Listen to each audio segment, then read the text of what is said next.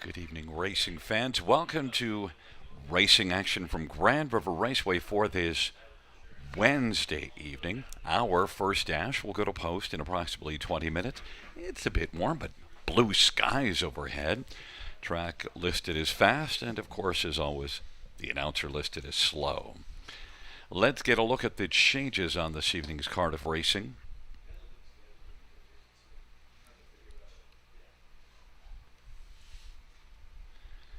Note in race number 1, number 6, RJ Jean, the hobble's extended 2.5 inches.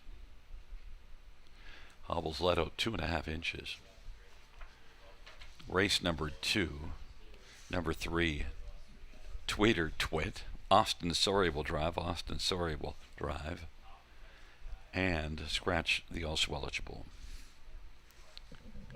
In race number 3, note that number 2, Tall and Cruising, changing steel to aluminum shoes up front. That's steel to aluminum shoes up front.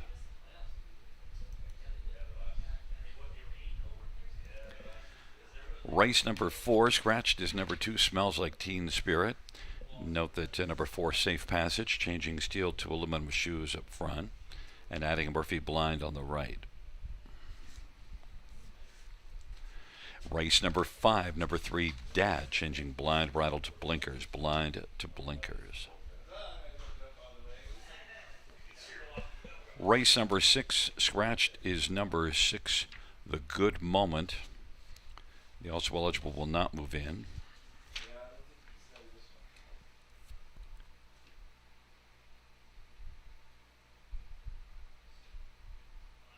Race number 7, number 1, Dottie Hinson. The driver will be Travis Cullen. Travis Cullen drives the 1, Dottie Hinson. Race number 8, no changes.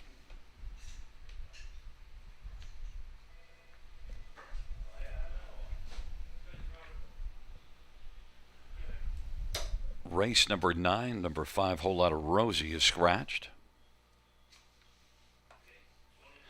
And race number 10, note that number 3, Parlay King, changing steel to aluminum shoes up front. That's steel to aluminum up front. And note that number 9, Treasure of the Day, the driver to be announced. Once again, reviewing races 1 and 2.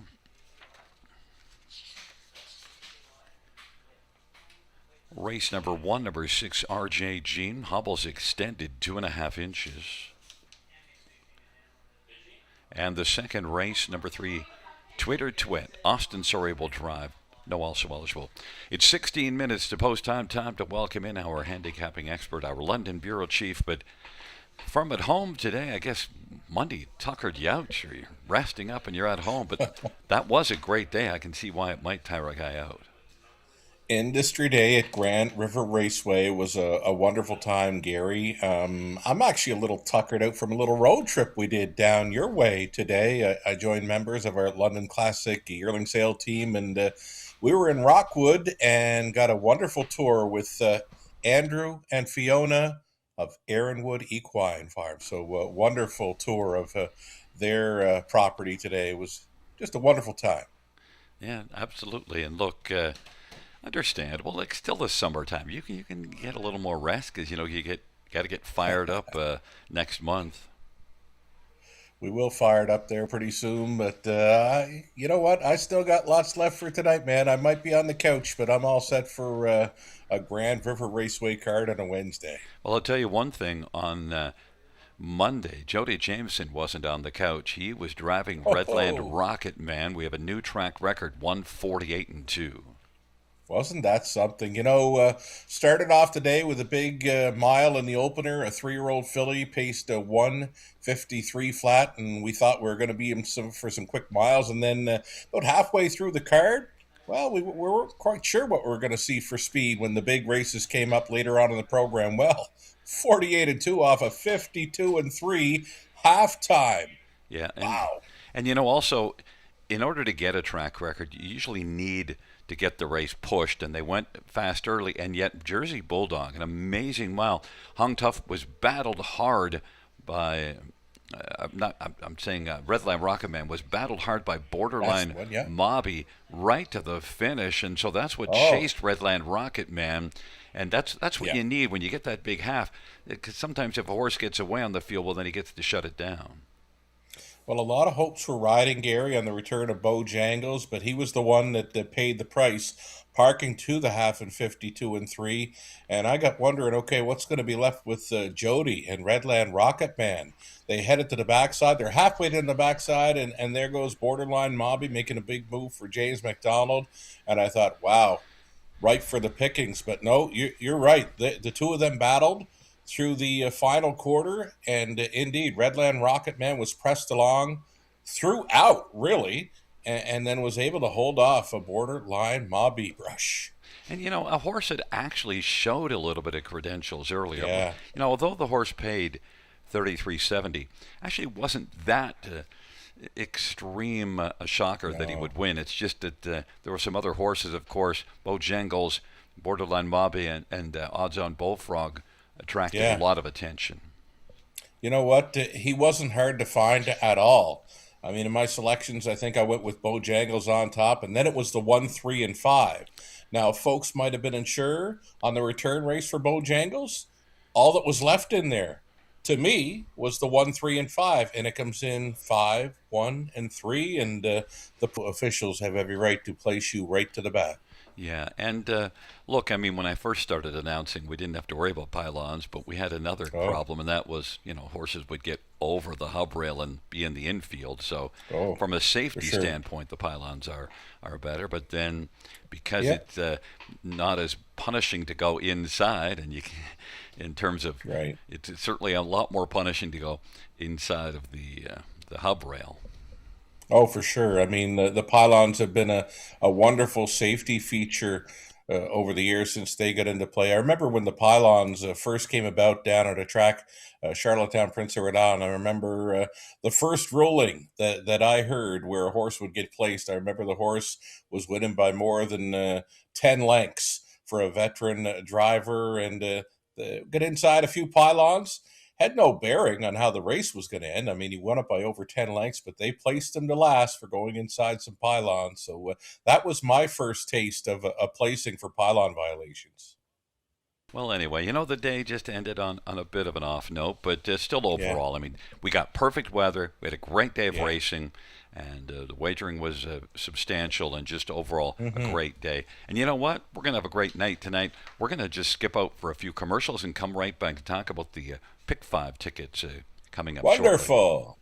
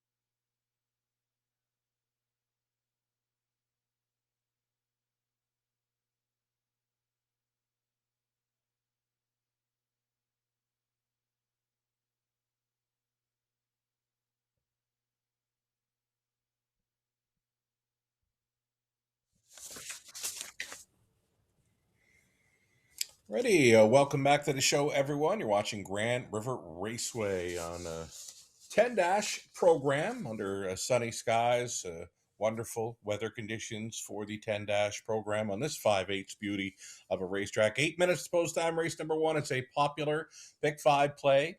Starting things up, races 1 through 5, of course. Let's dive into some ticket ideas now, some ticket suggestions. I'm in to go for $21.60 on the 20-cent wager. By the way, I was just handed a late scratch that may involve a player for many in race number two, a late scratch of number 9, Nightlife's Legacy, coming in here for the second. I think you're with us, Gary? Yep, race number 2. Just got it. Scratch 9 Nightlife's Legacy, and I had that one on my ticket, so we've made an Oh, adjustment. yeah, me too. I've made an adjustment. You can see that. The opening leg for me, I'm going 170. Tells Bells on the Greystone Playgirl and Gin is Better. I need one of those three.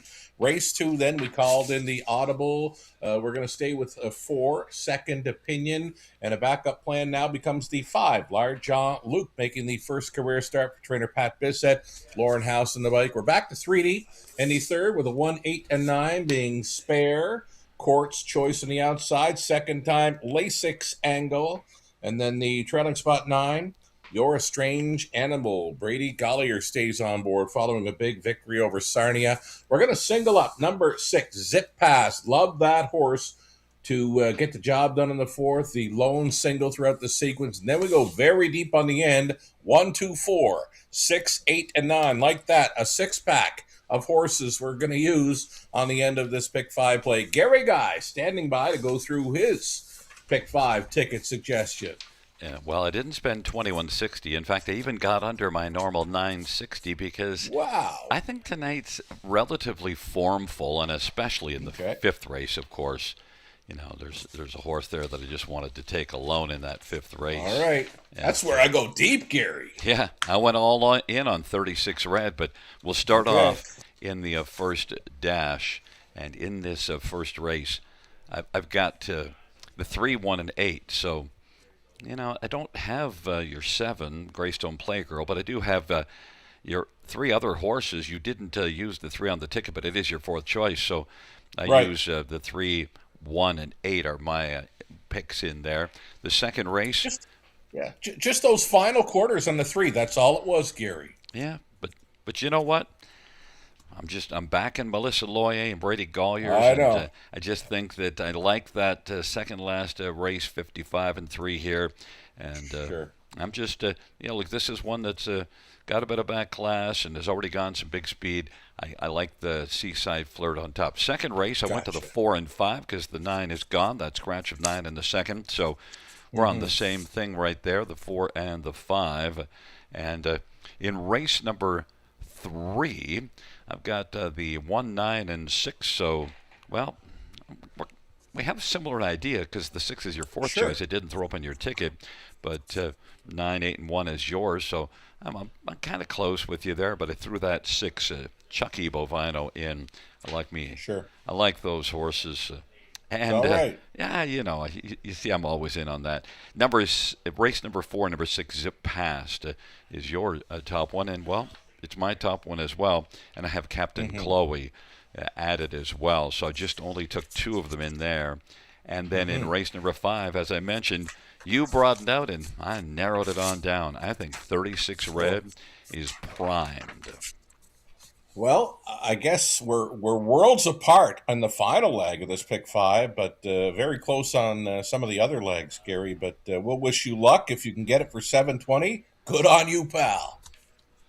Let's see. I'll bet you Conley spent my money and yours together. 2880. No, he's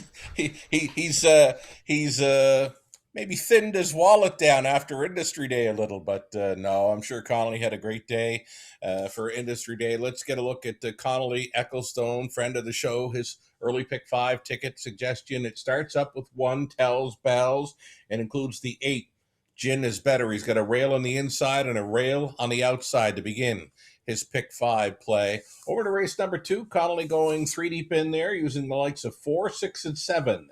Second Opinion, Chumbawamba, and Playoff Jimmy. He stays 3 deep in the third, using horses 1, 6, and 9, the horses that Gary using in there in the third, being Spare, Chucky Bovino, and You're a Strange Animal. I'm looking forward to seeing that one go. I watched him qualify in London back in May. Over to race number 4. On the 1, 6, and 8, Connolly is with the Drill Pit Penny, Zip Path, and outside to the gray, Ardine Gracie. And on the end of it, Connolly opting for number 3, Dad, who's adding blinkers tonight instead of a blind bridle. It's blind to blinkers for number 3, Dad, in the 5th.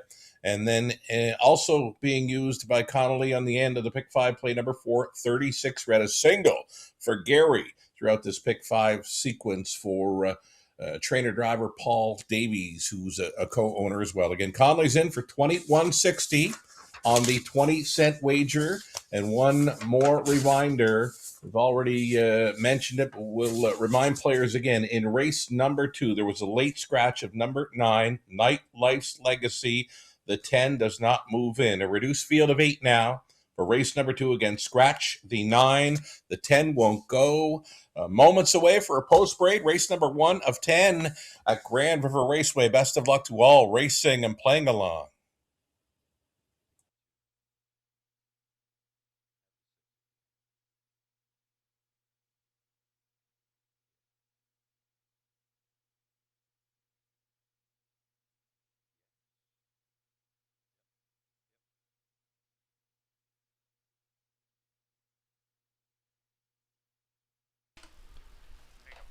And fans, just a reminder, the Super High Five carryover into race number 5. And look at that, $5,646. I'll throw in the 57 cents. So $5,646 added to the Super High Five. So we've got Sugar's Pick 5 ticket, but boy, his Super High Five, and he has broadened out in that 5th race, whereas I was narrowed down with 36 red. So we'll see what the plan is for that 5th race. We're about 1 minute to post time for race number 1.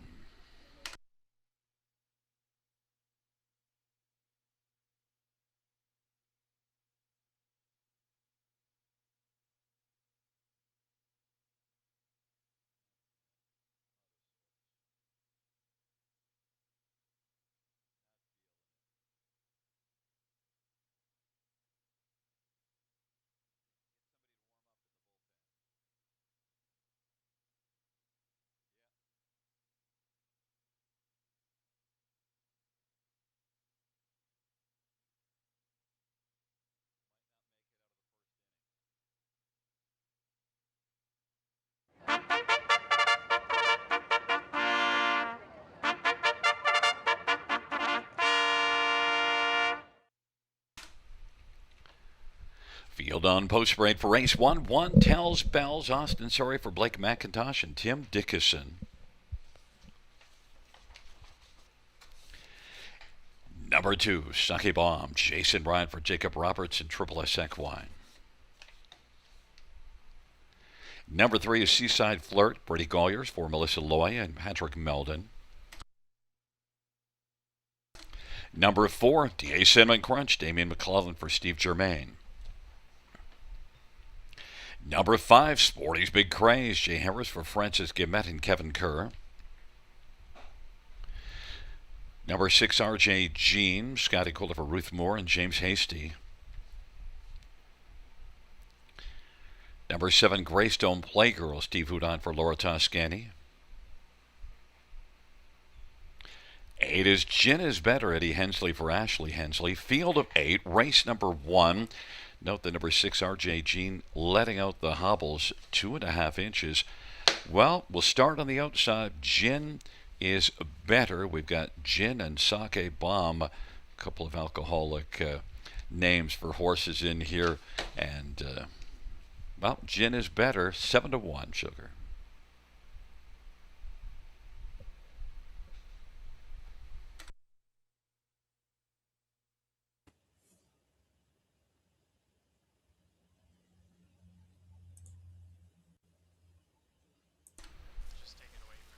Well, we're waiting. Oh, Sugar, you're back. Glitch. Well, oh, a glitch. Well, how about Gin is Better? Is there going to be a glitch? Is post 8 the glitch for Gin is Better? Well, let's see. I'm not quite sure now. Jin is better in the opener. I've got him picked on top. They better not be glitch. Let's go. Hurricane Ed combining with his wife Ashley Hensley, who trains. We got Ed Hensley in the sulky, and I'm gonna hope for some early speed from this one. Let's see. Blast off. Jin is better. I like her chances here, and I love that price, 7-1. Let's go. I think one thing to note is this is one that was racing in the straight eight, claiming the last couple races. So if Right. you look at seventh and That fifth and you're not impressed, drops down.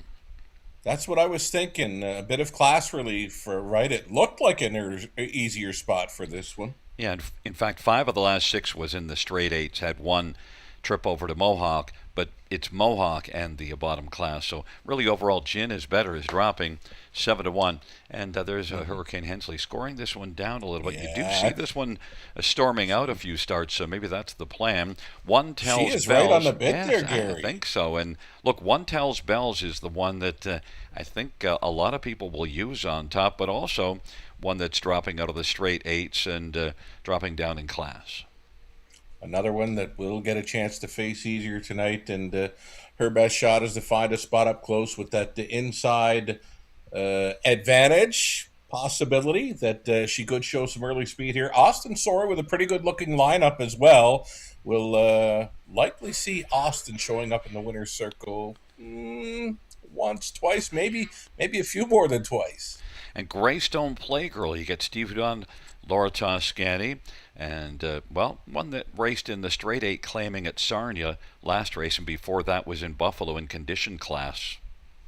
Right. Again, another one that maybe faces a softer bunch. So let's hope for Steve Hudon to get this one into play. I don't think there's a whole lot of gate speed that we'll witness from the 7, but watch for her late. She could sometimes have a pretty good kick on the end. Another price player at 7-1.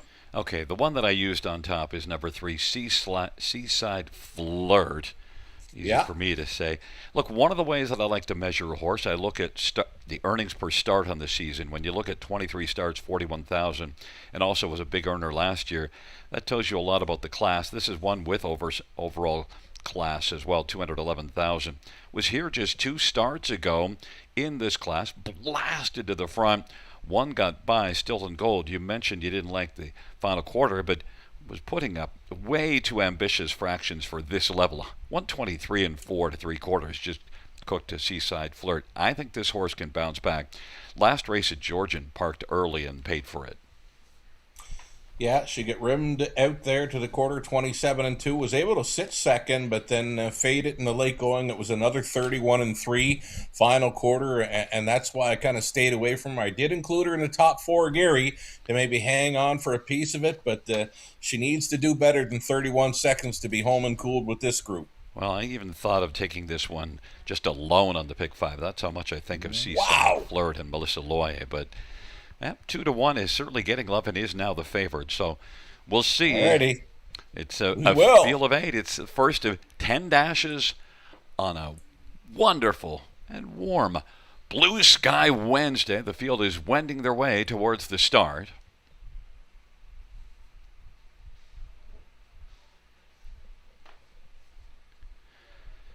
Field of 8 for race number 1. Field is at the start of the rough. Seaside Flirt is going to come out quickly with DA Cinnamon Crunch and Sporty's Big Craze. And on the outside, Gin is better. Seaside Flirt is going to press up now on the inside. Gin is better on the outside, is also driving. DA Cinnamon Crunch is between those two. And racing forth is Tells Bells. And Seaside Flirt is off stride now. And so now it is Gin is better at 9-1 who's going to come on and grab the front. And Gin is better has got the lead. Racing second Tells Bells as they work their way off a quarter at 26-2. And on past us, DA Cinnamon Crunch third. Sporty Big Craze is racing fourth. And then Suck a Bomb, RJ Jean, and Greystone Playgirl. The field works their way on up towards the half, and right now Gin is better at 9-1. Tells Bell 6-5, racing the pocket, and then Da Cinnamon Crunch, and now to the outside. Sake Bomb is moving up. Sake Bomb on the outside is getting a little bit closer. Sporty's Big Craze, and then Greystone Playgirl, RJ Jean, and back trailing the field is Seaside Flirt. Gin is better, leading at 9-1 as they hustle on to three quarters, mile of 56, or rather half of 56, and on the outside now. Sake Bomb is coming on and has taken the lead from Gin is better. Had nothing to say to Sake Bomb. Sake Bomb and Jason Ryan. Sporty's Big Craze racing on the outside. Second as Gin is better is backing away. And the field is about to turn for home. Sake Bomb, but Sporty's Big Craze at 23-1, trying to close on Sake Bomb. Sake Bomb, though, and Jason Ryan now is getting away. Sake Bomb, its last call for the field. Tells Bell's trying to close. Sake Bomb. Sake Bomb wins. Tells Bell's second. Then Da Cinnamon Crunch and RJ Jean 155-1. Sake Bomb, well, Sugar, we got bombed on out of the pick five. Oh, did we ever? I mean, Sake Bomb dropped a bomb on us and many others here to open up the pick five play. I mean, the early break of three, Seaside Flirt, changed up the complexion of the opener right off the bat. You had Gin is better, parking through the opening quarter 26-2. So what was going to be left when Sake Bomb came calling? Not much. And she became a roadblock for Tells Bells late. Tells Bells just got too far behind when getting shuffled and just couldn't make it up against Sake Bomb. And you know, the thing with Sake Bomb, wasn't racing well for three starts, but the last race in Hanover was better. Now, it was just a mile of 59-2, but it's only the seventh start of the year. If you look at last year, boy, you could really love Sake Bomb. 19 out of 38 in the top two, 50% top two last year.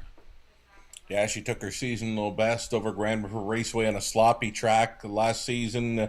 I watched her win a few times in London as well last year, and she gets really brave when left alone. And that's what happened here when she made her big push towards three quarters. She opened up a few lengths in the field, got very brave, and she had just enough to hold off Tells Bells, who took some late action to make her a heavy post time favorite. But nice trip here. Jason Ryan, no stranger to the winner's circle at Grand River Raceway, starts it up a seasonal best for Sake Bomb 155-1. Yeah, and look, I might have been guilty of not paying much respect to that Hanover last mile, but you know, some of the fans did because, well, 8-1, that's a nice price to kick off the pick five. Very, very nice. Back in front of us, number 2, Sake Bomb, 7-year-old betting line, Bay Merrill, by Triple S Equine. Jacob Roberts, the trainer. Jason Ryan, the winning driver. It's the second win this year, and the 24th lifetime Sake Bomb, 155-1.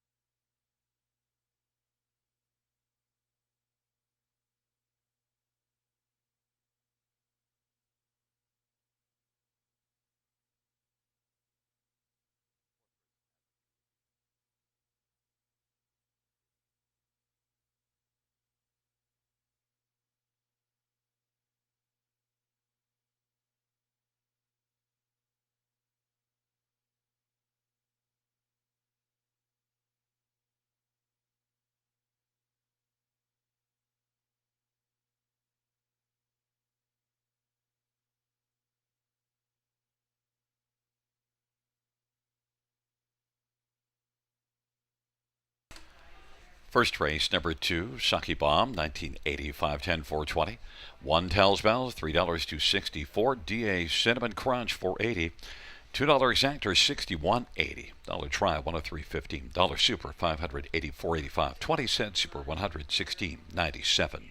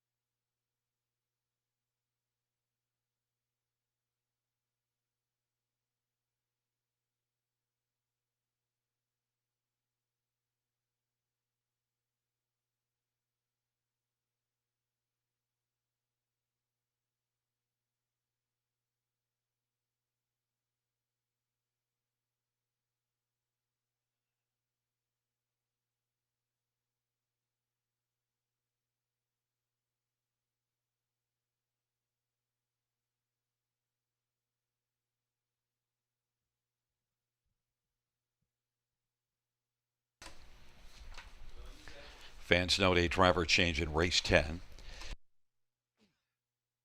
Number 9, Treasure of the Day. Jay Harris will drive. Jay Harris will drive the 9 horse in the 10th race.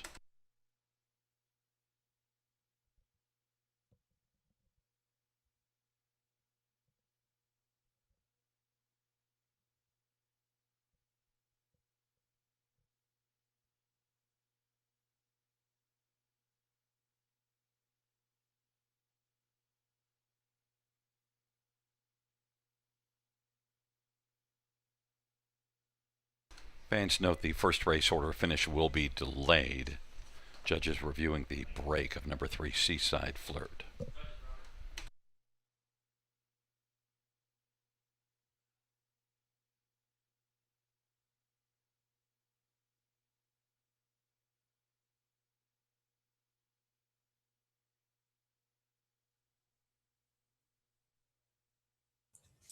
All right, we'll quickly run through some early pick four ticket ideas as we await the official rundown for race number 1 of 10.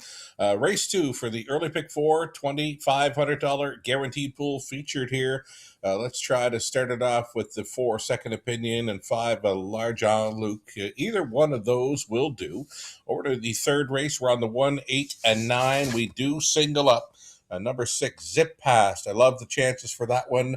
Second time for the trainer, Jared Mann. Brady Gollier's on board 6. Zip Past, a single for me in the 4th. And going deepest of all, race number 5. I figure this is a little more wide open than some may think there in the 5th race. So 1, 2, 4, 6, 8, and 9. My top selection, though, was the 4, 36 Red. I'm in to go for $7.20 on the 20-cent pick 4 ticket suggestion.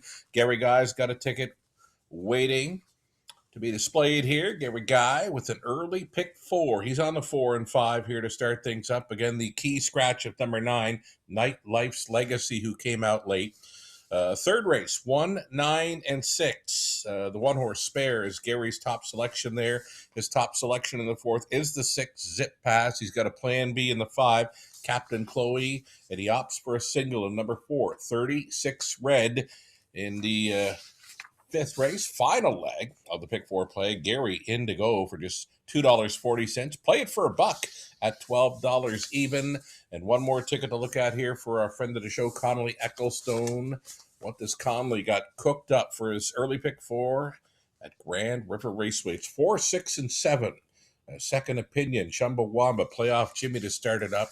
Over to race number 3. He's on Spare. He's on Chucky Bobino. And You're a Strange Animal, I'm liking from the back tier spot.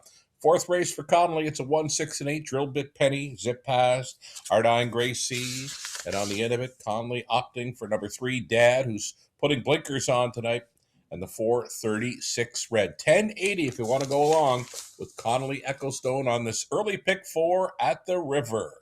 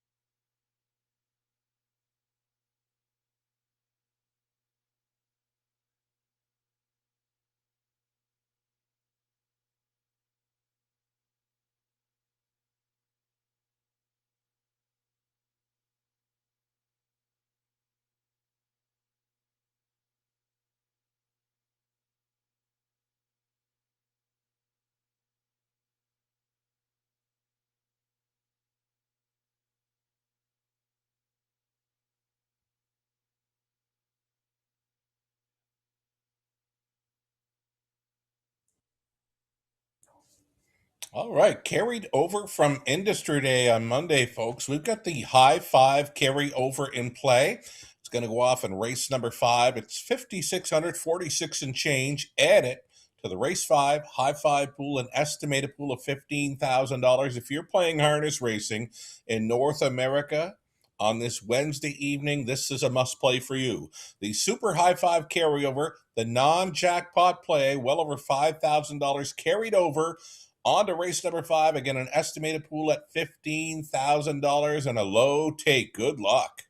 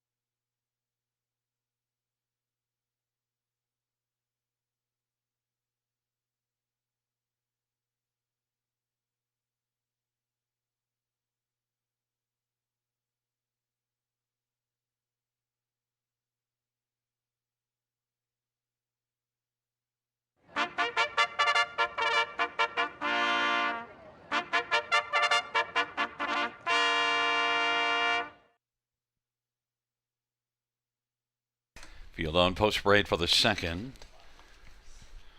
One is always at the bar. Scott Young for Andrew Cars. Number 2 is Charmed Moment. Brady Goyers for Rod Boyd and Matthew Harrison.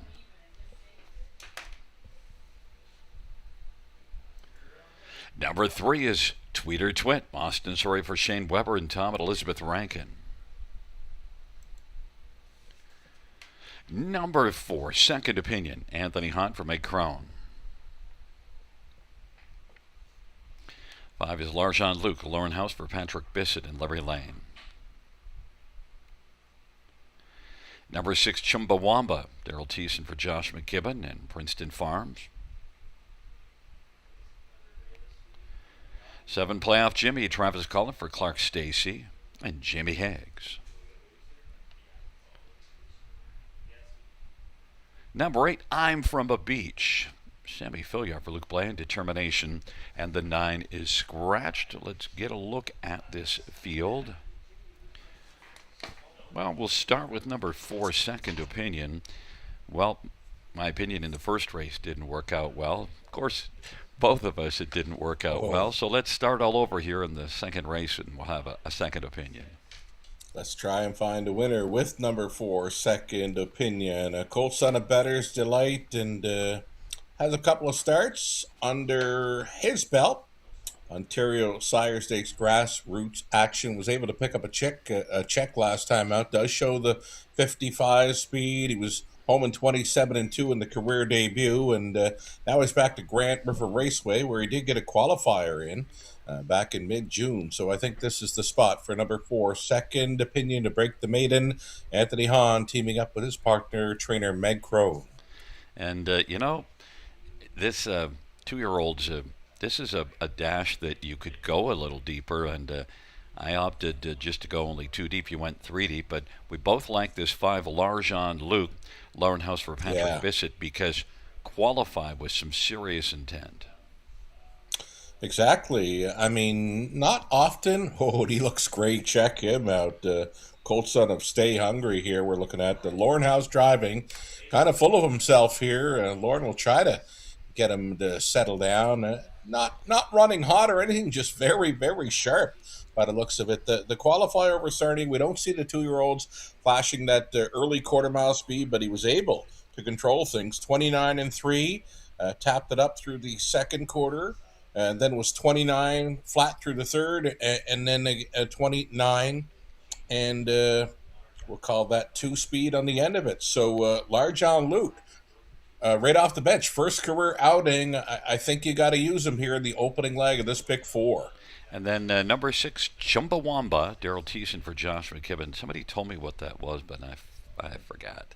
But Chumbawamba, I think it's something was the musical. name of a band. There you go. Name of a Tub band. Thumping was the song. What was it?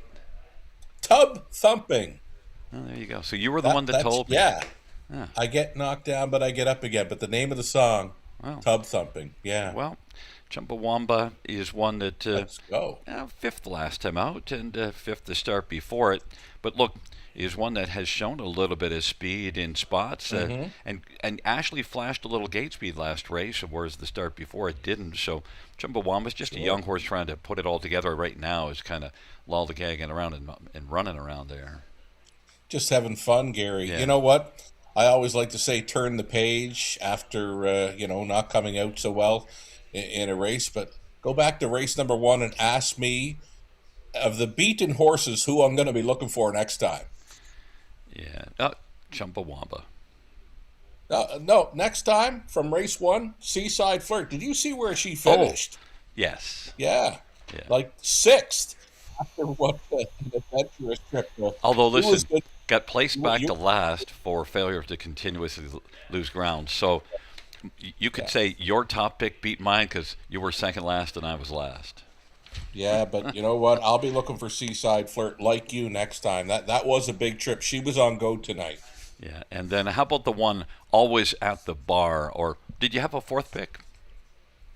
Let's go with 1, Always at the Bar, because Andrew Cars gave our London Classic yearling sale team a fine tour of Aaron Wood Equine Farms there in Rockwood today, and we sat down, had a nice lunch as well at Chompin' at the Bit with Liz, a fine server there. We had a wonderful time with the cars today. So let's try Always at the Bar. First career outing for this one at 9-1. He looks like he's running a wee bit hot right now, and then Charmed Moment is kind of throwing his head a little bit, Oh, but now he seems to be settled down. The one still some needs to. nervous excitement for many in here, I'm sure. Yeah, well, it's early in their career. 2-year-old Colts and Yeah. Geldings on the pace. A field of 8 taking up their positions.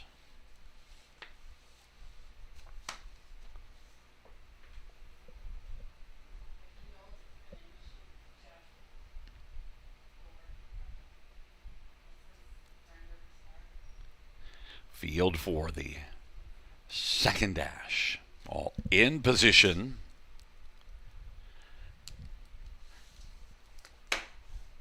They're at the start of the rough, and Chumbawamba is going to blast out and leaving well for Daryl Thiessen. And then it is second opinion. Tweeter Twib is now dropping back a little bit on the inside, and on the outside, Larjan Luke sharing third with Tweeter Twib. Now popping from second. Second opinion wants to come on around and grab the lead, and Chumbawamba will be second. Larjan Luke pressing on the outside now. Then Tweeter Twit and Always at the Bar. Then Charmed Moment. Then it is back further to I'm from the Beach, and trailing the field is Playoff Jimmy, and they're dueling on top. And now on the outside, Larjan Luke is going to come on and take the lead over Second Opinion. Off at 28-2 opening quarter. Larjan Luke is taken over. Second Opinion is second. Chumbawamba third. And fourth is Tweeter Twit in front of Always at the Bar. Then it is back to Charmed Moment, and I'm from a Beach and Playoff Jimmy. 28-2 opening quarter, and Second Opinion 6-5 on the board, as is Larjan Luke. But right now it is Larjan Luke who's got the lead. Larjan Luke, Second Opinion, is 2 lengths back, and racing third, Chumbawamba. Tweeter Twit is fourth, and Always at the Bar is fifth. Larjan Luke leading for Lauren House. Advantages about 2. Second Opinion is second. Chumbawamba third, and Charmed Moment is fourth, and now Playoff Jimmy is looking to play late, and then it is Always at the Bar, and then Charmed Moment, and I'm from the Beach. 3/4, 127. Larjan Luke leads by about 2 1/4 over Second Opinion. Chumbawamba, then Tweeter Twit, and Playoff Jimmy's trying to make the playoffs as the field turns for home. It is Larjan Luke as they come on down the stretch drive. Now Second Opinion on the outside. It doesn't want to be second, wants to call her Larjan Luke, but Larjan Luke just keeps driving. Larjan Luke wins it over Second Opinion, who was closing well. Then Tweeter Twib and Playoff Jimmy finishing fourth, 155-3. Larjan Luke, you picked out Larjan Luke when we were talking before the start of the race as one that was looking super sharp. Oh, he was ready to rock and roll tonight. He had his game face on, and check him out finishing up. I mean, very strong still on the end of his mile. So that's wonderful to see for a first-time starter, a Colt son of Stay Hungry here, going out for trainer Pat Bissett. Larry Lane, who names them all Larjon. And, well, when Larjan Luke is one that certainly starts the career off. Look, had that big qualifier, and they ran away from them on the qualifier. And then Yes. a nice timed move to pull out from third and come on and get the front, and was strong all the way to the finish. And I think this might have been a race where, based on what you saw before the race, you might have changed your top pick. You had 4-5 as your top 2, and it comes in Yeah. 5-4. Yeah, when he, we went from the 4, Second Opinion and Post Braid to like a wow in 5, Larjon Luke, when I first spotted him. And I'm like, wow, he's very sharp, not running hot, just very sharp. And he absolutely was. A nice made a mark to start his career, 155-3. They weren't beating this Colt tonight. He doesn't look like a 2-year-old either. He's got muscle on him. Yes. Oh, he's got a great neck on him. I mean, my uncle, my late uncle Ed, he'd love that young colt with a big neck. Yeah, he looks like he's going to be going some more. We're going to hear something from Larjan Luke. Look, Second Opinion was closing nicely. I mean, wasn't going to catch Larjan Luke, but we're going to hear more from Second Opinion because that was just the third career start. Oh, for sure. We'll hear lots from both of these, the first and second place finisher in here. And yeah, young 2-year-old colts. Love to see it. Back in front of us is number 5, Larjan Luke, a 2-year-old Stay Hungry Bay Colt by Larry Lane. Patrick Bissett, the trainer. Lorne House, the winning driver. And Larjan Luke takes his career debut, 155 and 3.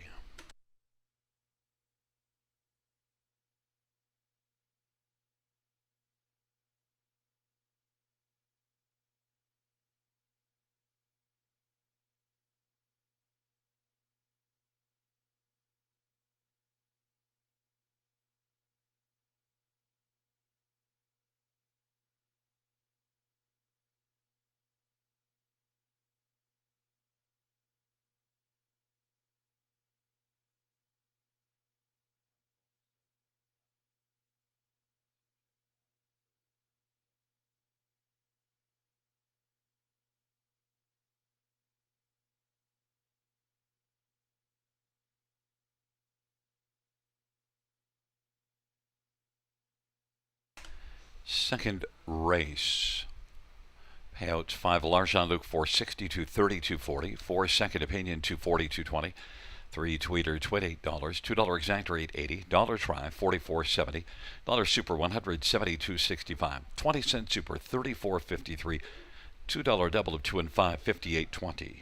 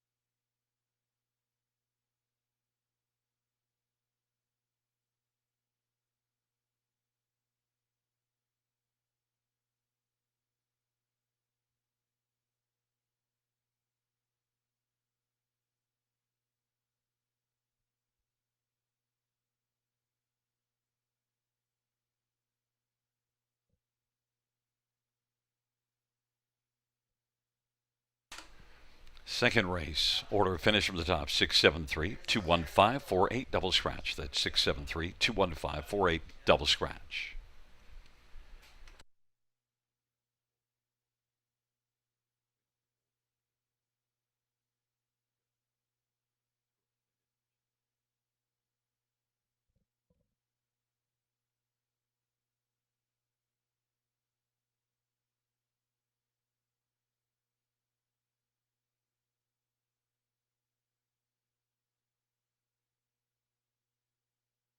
Winback Farm graduates are born to compete and raised to win and have made over $480 million and have won over 50,000 times. Yearlings for sale at Goshen, Ohio, Lexington, London, and Harrisburg. Featuring first crop yearlings sired by Meadowlands Pace winner Beach Glass, Adios Pace winner Cannibal, O'Brien Award winner Lawless Shadow, multiple O'Brien Award winner Tattoo Artist, and Dan Patch Award winner Volume 8. Yearlings eligible for multiple racing jurisdictions. For more information, visit winbackfarm.com.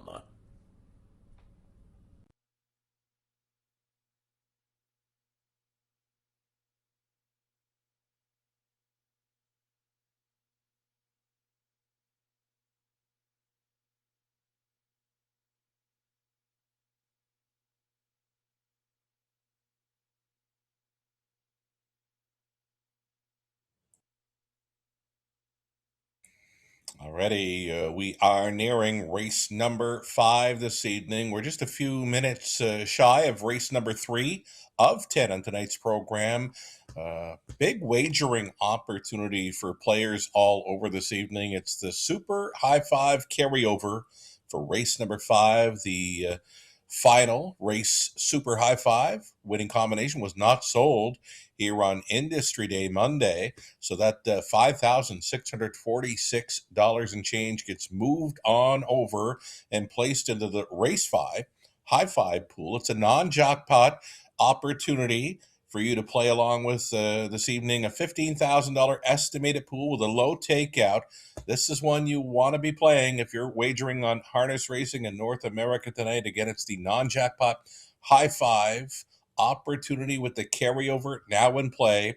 Again, it's over $5,000 added to that race 5 High Five pool, estimated to be $15,000 plus. Best of luck. There's still some time to map out your winning High Five for race number 5 tonight. Again, we're just a few minutes away from tonight's third.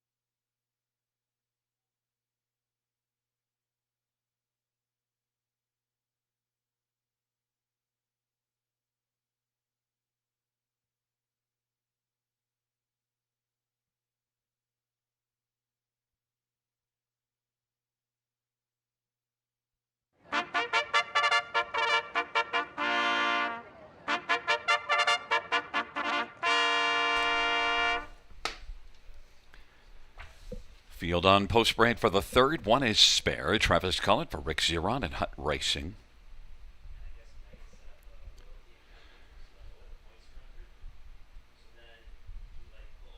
Number 2 is Tall and Cruising. Austin Sorry for Jason Libby and Douglas Dunbar and Brad Dunbar.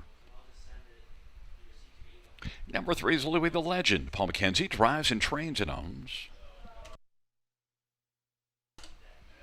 Number 4, L.A. Lou, Mike Whalen for Walter Whalen. Number 5, Carson's Wicked One. Jason Ryan for Greg McNair and Dave Carson. Number 6, Chucky Bovano, Andre Goy for Caitlin Graham and Glenview Livestock. Number 7, Docs Morrow, Damian McClellan for Kayla Hendry and Dr. Andrew Roberts. Number 8 is Court's Choice, Todd Ratchford for Mary Ratchford and Brady Doyle. 9 is Your Strange Animal, Brady Colliers for Robert Kyle Fellows and John Davidson. Field of 9, race number 3. Let's get a look at this field. And, well, we're going to start with number 9, You're a Strange Animal. Off a win at Sarnia. Trailer post, though. I don't mind. I know this horse. I saw him qualify in London in May. We've seen him a few times at Grand River Raceway. He's a big son of Cattle Wash, and he looks really good now. I mean, how about his trip over Sarnia, where he got down to 3/4 and 123 and one just absolutely bottomed out the field. Brady Colliers is going to stay on board. Second time for the trainer, Kyle Fellows. You're a Strange Animal. Great tune by Gowan back in the 80s. Gowan, I remember that band, although... Yeah, Larry Gowan. Yeah, still, all of your references are a little younger than mine. It doesn't sound like it when you're referencing the 80s, but I grew up on classic rock. And oh, my. Classic rock is mostly late 60s and 70s. Wow, tell you what, we brought Gowan in to the Western Fair last year for a concert on the grounds, and the place was packed. It was shoulder to shoulder. He was awesome. Yeah, I love still that there's these different people still touring around. I mean, Geddy Lee and Rush, they're just on a world tour right now. And they're from the 70s, so... there's some great ones out there, for sure. Number 8, Court's Choice. Well, 7th in the early going last race and came on to finish 2nd, so maybe the outside post is not a concern for Court's Choice and Todd Ratchford. Right, here's another one. I don't mind the post because there's likely not going to be any gate speed. This one got some qualifiers in on the Truro, Nova Scotia Hapmodder through the month of July, and then switching to barn for Mary Ratchford, still owned by Brady Doyle out of Stratford, Prince Edward Island, but Todd Ratchford, second time Lasix angle for this one off an improved trip last time out where he clocked a deuce up in 155 and 2. We like him. Had some problems staying flat, appears to have that sorted out. This is a $70,000 yearling purchase, so obviously one that's meant to be a good one, and last race came home strongly, so maybe Court's Choice is about ready to put it all together off of that second. How about one Spare? I used Spare on top. I think Spare is going to strike here in the third. Aha, bowling reference for Spare. Why not? Gallups on a betting line. Pretty good showing in the latest. He got used pretty good through the middle half. Took control after sitting the pocket in his latest over Grand River Raceway. Then got caught late in the mile. Was finishing third, 55 and 2 mile. And you'll see that the Court's Choice was picking him off late. Yep, finished second in front of him in Speedy Dancer, the winner. But still overall, I think this one now with an inside post after flashing that desire to be up early. Sure. And in fact, has set the pocket in each of the last 3, but it might be an attempt to go to the front here in this one. We'll see what the plan of attack is. 4-1 on the board. And number 6, Chucky Bovino, Andre Goy for Caitlin Graham. One that's got a win already, 56 and 1 here. I know you like your Bovino horses, Gary, and I don't mind this one either. I mean, he jogged 2 starts ago and then a pretty good fourth against many of these last time out. Not sure what the plan of attack is for Andre Goish in this one with Chucky, but he's got some early speed. We know that. And we also know that he can close sharply as well. He showed a pretty big back half there on July 8th. So he could be the beware horse of this bunch at 9-2. I used this one on the multi-leg tickets, and Chucky Bovino Sure. blasted to the front from post 7 in each of the last couple. In fact, that 1-2 back was in front by 5 lengths at the quarter from post 7, so can skedaddle early. Yeah, big motor, Gary. Let's go. It's a field of 9, race number 3 on a wonderful Wednesday here at Grand River Raceway. Horses are gathered up in behind the gate. They're approaching the start.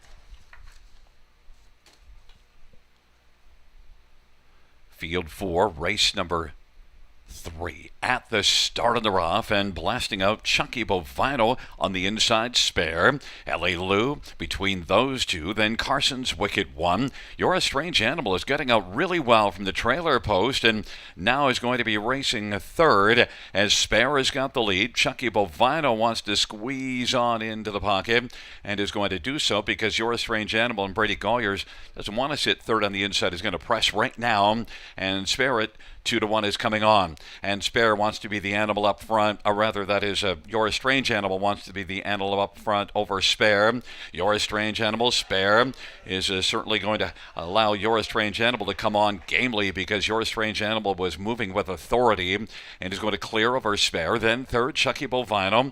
Racing fourth is L.A. Lou, and then fifth in line is Carson's Wicked One. Louis the Legend is sixth, and racing seventh is Tall and Cruising. And then it is back to Court's Choice, who has a lot of work to do, and then Louis the Legend. You're a Strange Animal, 54-2 off that 26-2 opening panel. And You're a Strange Animal. Spare is second. Chucky Bovino is third. L.A. Lou is fourth. And then Carson's Wicked One to the outside, about 7 or 8 off the lead. Then it is back to Doc's Morrow and Tall and Cruising and Louis the Legend and Court's Choice. But You're a Strange Animal leading. And on the outside, Chucky Bovino is starting to close some ground. 3/4 very strong. 123-3. You're a Strange Animal. To the top of the stretch, the lead is shrinking, though, and You're a Strange Animal getting some right-hand urging, slowing noticeably. Chucky Bovino also coming. Doc's Morrow, Carson's Wicked One, Spare on the inside, and now finding a seam is L.A. Lou. They come on down the stretch drive. Chucky Bovino alongside You're a Strange Animal. Chucky Bovino went flying late. It's Tall and Cruising. Tall and Cruising came flying up late and picked off Chucky Bovino. 153-4. Tall and Cruising, and just went by them all, and Sugar was kind of late picking up Tall and Cruising. Oh, we saw him late. That horse was absolutely pacing out of his skin, Gary. I mean, you had to be watching close to see him humming. I mean, big winning odds of 35-1. Austin Sorey lit a fire under this one, turning for home, because he paced that straightaway like nobody's business. Yeah, I got looking at other ones, and that's the bane of announcers. If you don't notice the one that's flying the most and comes by them all, you're like, damn. I think you picked him up just in time, man. You caught him when it meant the most, and again, he was just flying, picking them off left, right, and center through that stretch drive, and yeah, big wrench into the early multi-leg wagers. He comes in off the half miler of Clinton, and he paces to a new life best of 153-4, just shaving about 7 seconds off his life best mark. Steel to aluminum shoes up front, and set up by Jason. The Nikes. The Nikes were on tonight. Yeah, I hear he's flying now, but just... goodbye shoes. Yeah, it's. I know some people don't like that steel to aluminum shoe angle, and then you said that Randy loves it. Randy Waples. Randy Waples loves it. He calls it going from Kodiak work boots to Nikes. Yeah, and I had a pair of Kodiak work boots. I guess everybody did. Did too. And but you know what? Those were the Nikes were really picking them up and putting them down. And Austin Sorey. And look, also what helped 54-3 to the half, 3/4 123-3. Because look, came home in 30-1, but the field came back as much as he was coming forward as well. Oh, for sure. I was thinking closers, but my eight just couldn't find any motivation from the backfield. I mean, I wrote down non-winners of one just broke the beam at the half and 54 and three. That doesn't happen often. So, of course, it's going to set up for a closing type, and wouldn't you know, 35 to one, and wouldn't be on many players' tickets for those multi legs. A lot of pick fives went down, and the pick fours hitting the ground with them. Yeah. And did you notice my fourth choice? I went three deep. My fourth choice in the multi legs was the two tall and cruising. Wow. Come on, 1962. Gary. Wow. But I mean, so what if you picked him for fourth? He won. Tall and cruising. 3-year-old Yankee cruiser. Brown Colt owned by Douglas Dunbar and Brad Dunbar. Jason Libby is the trainer. Tall and cruising, victorious, 153 and 4. A new lifetime mark by almost 7 seconds.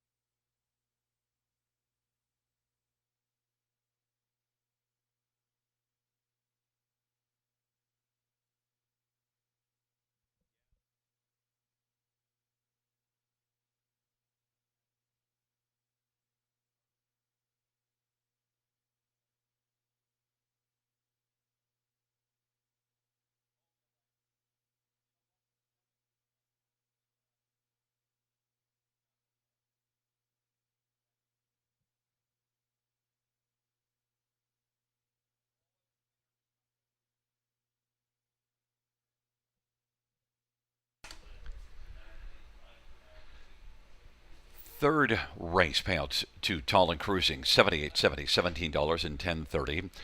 6 Chucky Bovano, $423.20. 7 Docs Morrow, $10.80. $2 Exactor, $384.40. Dollar Try, $1,862.05. 20-cent try is $372.41. 20-cent Super, $1,757.49.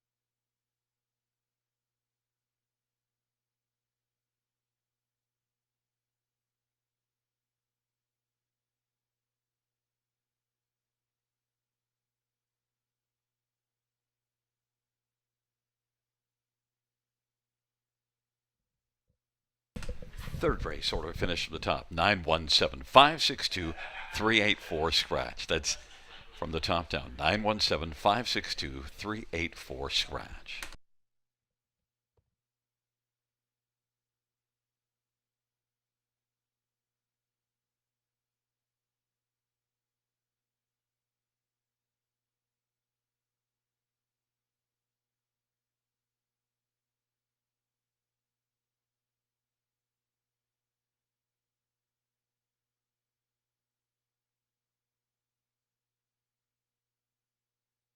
Submissions are now open for the 2026 Youth Contest presented by the Bill Galvin Racing Alliance.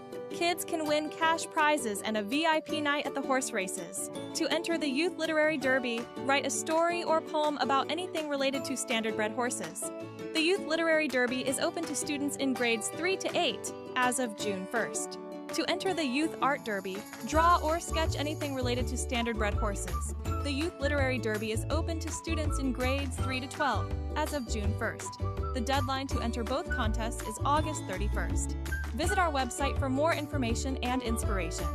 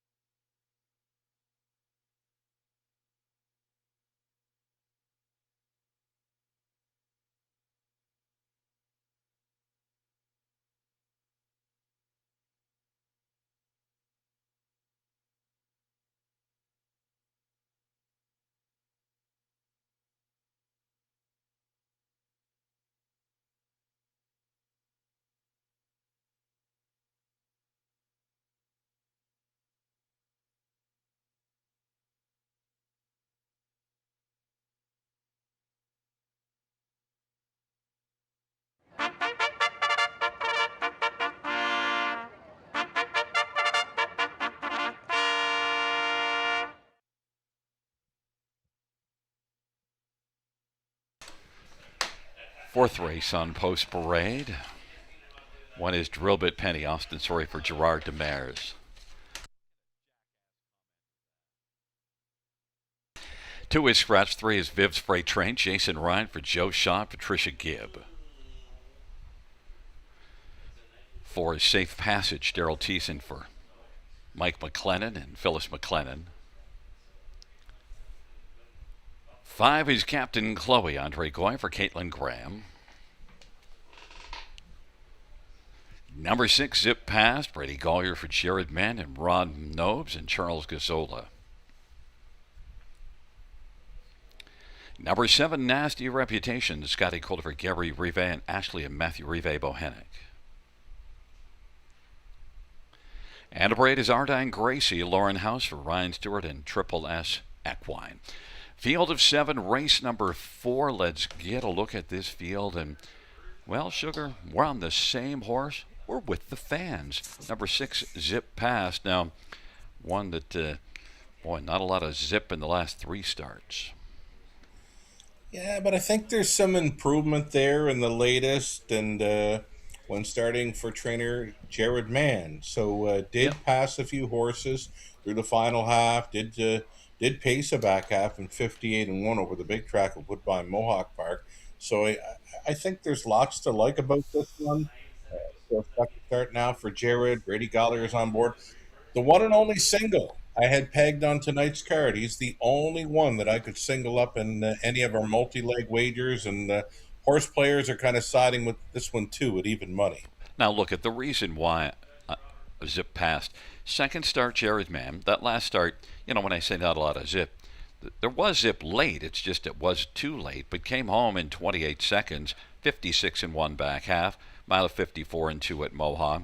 And Zip Past now will come to this. That's the same class.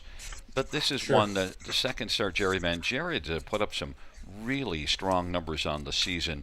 And also, we've seen this one race here blast out June 19th and 10th. So that form of racing last start at Mohawk, I think it might be a different plan of attack here. And, Gary, maybe another form of a pretty good majoring stick. You go down a couple more lines to the June 5th. And sat two throughout and finished second best, the one that we're going to see racing later on tonight in Beach Wiggle. So how's that? Absolutely. Yeah, and look, left from post 8, did all the heavy lifting early, sat the pocket. Now, look, wasn't going to call her Beach Wiggle, but was better than all the rest of them. Zip Past, 3-5 on the board tells the story. But go ahead. This horse is going to march tonight, right to the top. Well, I hope for your sake he does. And I have him on top, and I think he belongs on top. And I think Brady's going to be sending him. How about number 3, Viv's Freight Train? Another one that's not showing good form. But look, comes in from Clinton. And, where did Tolan cruising race last time out? Finished 6th at Clinton and then cruised home here. So Viv's Freight Train was 7th at Clinton last race. 100%, right? Comes in from Clinton and gets Jason Ryan on board now. We saw Jason take tonight's opener in mild upset fashion. He'll get a chance to put this one in play. I'm thinking there's more to be had for this 3, Viv's Freight Train, with this field. She's winless coming in. She's been busy in her 4-year-old season, already out there 30 times at the races, but yet to pose for a winner's circle photo. But I don't see her winning this race, but I like her for a good piece of it. Well, and also note, 14 out of 30 in the top 3 on the year. 1-7 last year, doesn't have a win this year, but isn't win shy overall. Viv's Freight Train. Sure. Number 1, Drillbit Penny is one. I think if you drill down a little bit, you might see one that has a shot to get on the ticket here inside post now. Right. Austin Sorey teaming up with trainer Gerard Demers, always a strong combination at the B tracks of Ontario. We like her chances here, again, for a piece of it. I'm not saying she can win this race, but I like her for some show, though. Then Ardine Gracie had a good outing here 2 starts back, and then last race tried Mohawk. Didn't work, so comes back here, maybe can get back going. Yeah, made a really big move on the backside, going to 3/4, 2 back, went from 8th to 2nd, just like that. And now gets Lauren House going back on board. So whatever Lauren was doing, 2 back, well, Lauren, do it again tonight. Number 5, Captain Chloe. I used this one for second behind Zip Past. And look, this is one that's made the top 3 in 13 out of 21 this year. And Captain Chloe has 5 wins. Made early breaks, the last race at Hanover. Yeah, a rare break too, right? But she did recover well enough to finish third. She'll have to show up with her A game here. She is one that could win if she happens to have her A game in her back pocket. So interesting race, but I think they have their hands full with number 6, Zip Past. Well, the fans have heavily gone to Zip Past. 3 to 5 of the board right now. It is a field of 7, the 4th dash on a Wednesday night at Grand River Raceway. They're gathering speed, approaching the start.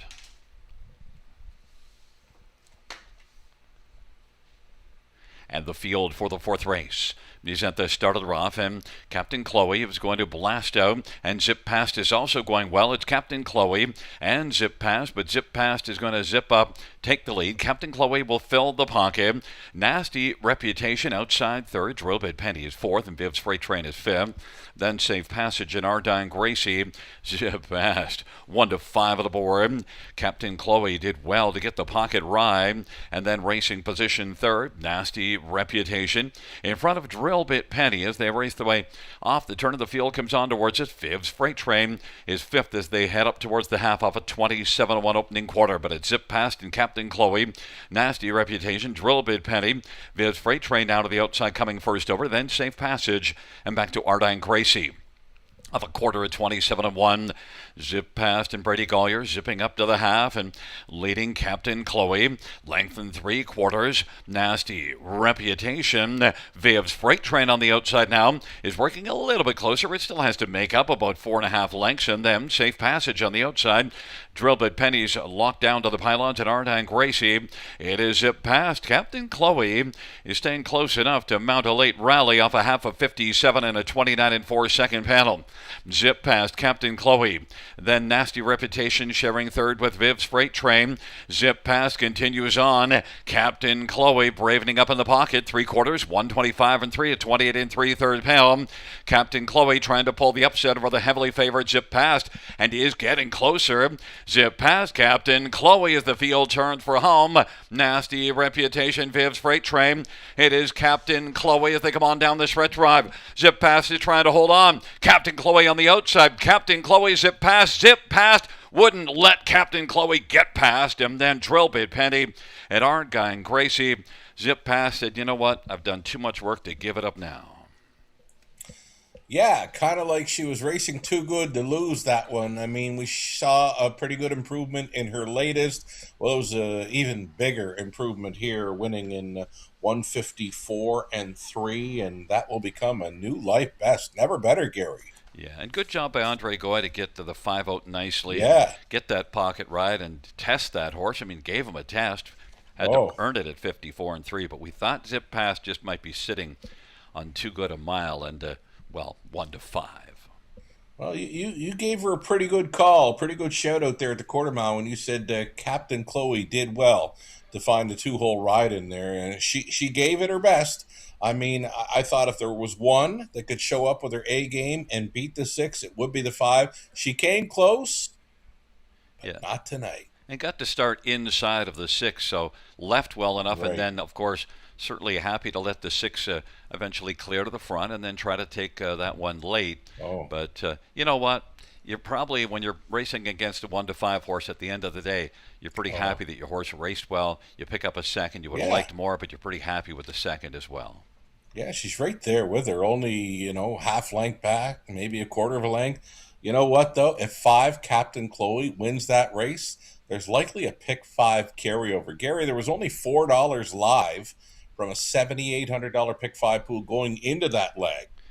Well, it's good to keep everybody alive into this race. We've already got a high 5 carryover for race number 5, so that's something we'll get talking about. But Zip Past wouldn't let Captain Chloe get past, and it is Zip Past, a 5-year-old Sunshine Beach Bay mare by Ron Nobes and Jared Mann and Charles Gazzola. Jared Mann, the trainer. Brady Gollier's the winning drive, and it is the first win on the season. 6th lifetime. Zip Past zips the mile in 154 and 3.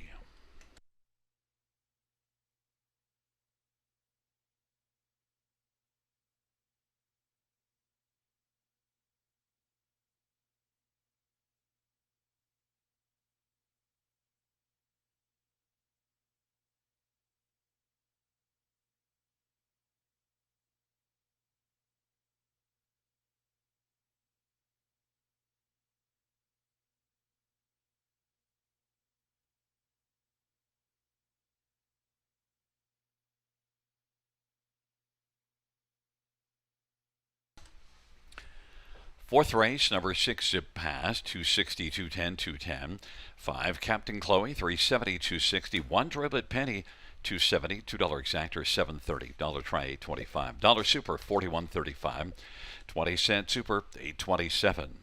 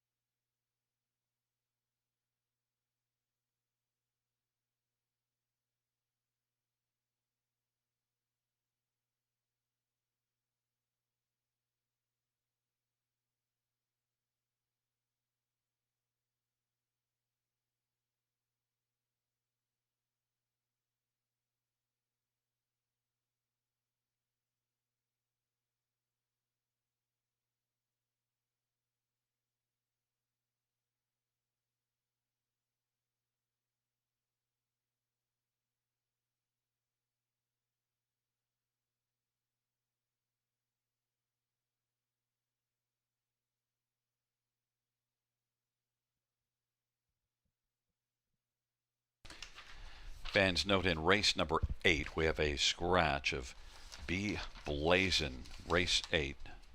Scratch number 8, B Blazin, 6 horse, scratched out of the 8th race.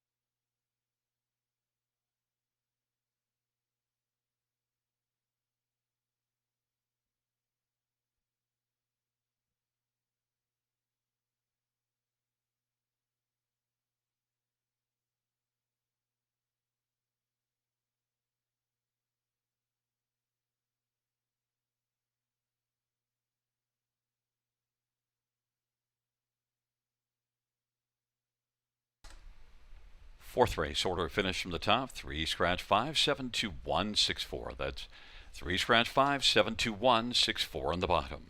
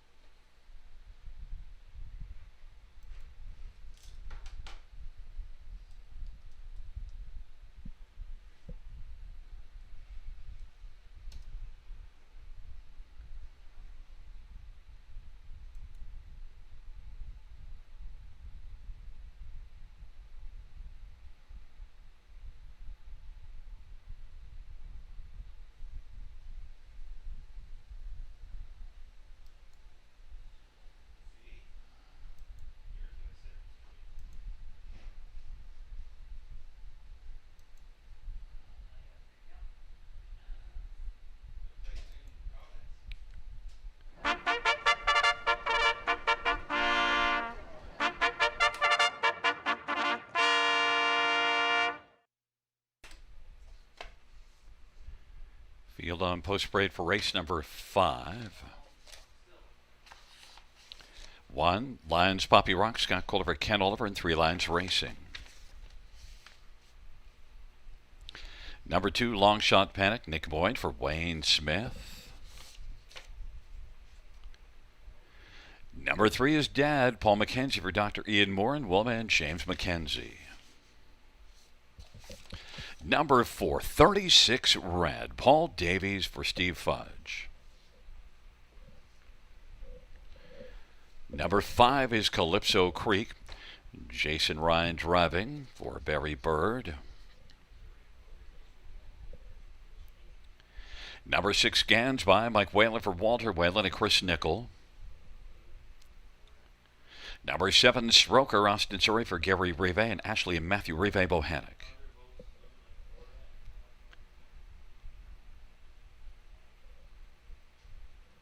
Number 8 is Aaron Wood Big Mac, Lauren House for David Omicelli.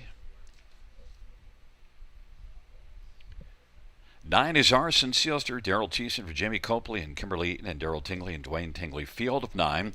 High 5 carryover, $5,646. So let's get right to it. We both like 36 Red, but I probably like them more than you because I singled them up in multi-legs, and 36 Red certainly comes in racing well. Yeah, the form is pretty good. Just the one win on the season. Get over Woodbine Mohawk Park in 53 and a bit to get a victory there. But I saw this race as very wide open. I did take the 4, 36 Red on top, but I liked quite a few others in here. There's already well up and over $12,000 in this high 5 carryover pool. That's with the carryover combined, so well up and over $7,000 new money played into the high 5 carryover. And get this, on the end of the pick 5, Gary, no live money to horses 2, 5, 6, 8, or 9. Well, yeah, 436 Red certainly is one that's got a bit of backing. And look, 51 and 4, 2 starts ago, left from post 8, went to the front. Got a little bit of a shuffle, then came back on, third beaten a neck. So 36 Red, good form. But there's others to get a look at. Nice price, 7-2 on our top one, number 4. 9 Arson Sealster. You know, I've been shying away from the trailer post, but boy, I don't like to shy away from Jamie Copley's horses too often. No. Daryl Thiessen driving, and I think Daryl will try to figure a way to get Arson Sealster fired up early. Oh, for sure. I mean, I got to use this horse. I think folks have to use this horse in a high 5 play. You're getting a big number early, 14-1 currently. This horse has 3 runner-up finishes throughout his program lines. Checks every start. 9 for 14 top 3 finishes this season, including 4 wins, and he looks great. Yeah, and those 3 runner-ups are to D.A. Let's Boogie, so no shame, because that one was a monster and still is. Yeah. And how about number 8, Aaron Wood Big Mac? Now look at, don't like the post position, but this is one that can race from off the pace. You see this one way back early 2 starts ago to come on and finish 3rd, and then last race was 2nd, circled up 3 wide. So Aaron Wood Big Mac, 7-1. I don't mind post 8 tonight. I don't mind closers tonight. I think this track is playing live. We watched the horse circle them from way back in the 3rd, that being a Tall and Cruising, upsetting at 35-1. I think you can go many different ways in this race. It's a great betting board. It's a wonderful race for the high 5 carryover, and there's still time. Before I went with 436 Red on top, I had Lions Poppy Rock as my top pick, and then I decided to bump 36 Red up. But Lions Poppy Rock is one that won last time out. I've loved Scotty Coulter, Ken Oliver combination, and this is one that's got 6 wins in the last 12 tries. Yeah, this horse is coming in with all kinds of confidence right now. 2 straight wins, and both victories were at prices too, 5-1, then 7-1, and now horse players want to make him a co-favorite tonight. You know who a horse that I think you got to find a way onto your ticket is 6 Gans by, because one that's coming in from Georgia, and don't pay a lot of attention to the miles, although 53-1 at Georgia in 2 starts back, but this is one that doesn't do much work early, but could be flying late. And if they go at it early, Gansby is able to get by a bunch of horses, has 4 runner-up finishes in the last 6, 3 in a row. Oh, I'm with you too, Gary. This is another great check getter. This one has 4. Count them, 4 runner-up finishes in the last 6 outings. Again, horse players can go many different ways with this race. I mean, this is just a wonderful betting board and a wonderful wagering opportunity with the high 5 carryover. Yeah, and you know who I think we're missing talking about is 3 Dad, because Dad was really good here 2 races Oh, ago. Gave a DA Let's Boogie a test, and then last race tailed off and like going, but an equipment change, blind blinkers. And of course, it's Dr. Ian Moore, so boy, you got to pay attention. for sure. I mean, he blitzed early fractions 26, 53 and a bit last time out, so there was not much left for the late going. But I like the blind to blinkers angle tonight. Dr. Ian Moore combining with Paul McKenzie. Let's go, Dad. It's a field of 9, race number 5, Super High 5 carryover of more than $5,600. Got a nice substantial pool overall in this High 5 and a nice field of 9 to settle things. Field for the 5th race is at the start of the rough, and 36 Red is going to blast up. Long Shot Panic. 36 Red, Long Shot Panic. Dad is third away. Lions Poppy Rock, Calypso Creek, then Arson Sealster. Then it is back to Gansby, Stroker, Aaronwood, Big Mac, but 36 Red is it driving on the outside against Long Shot Panic. 36 Red leads at a length and a quarter, a length and a half, and now is going to clear to the front of her Long Shot. Long Shot Panic 25-1, and Dad is racing third as they race their way off the turn. Lions Poppy Rock is fourth and is along to the inside as the field will come on towards us. Then racing fifth, that is Arson Sealster, and popping out from third, Dad wants to come up and challenge 36 Red.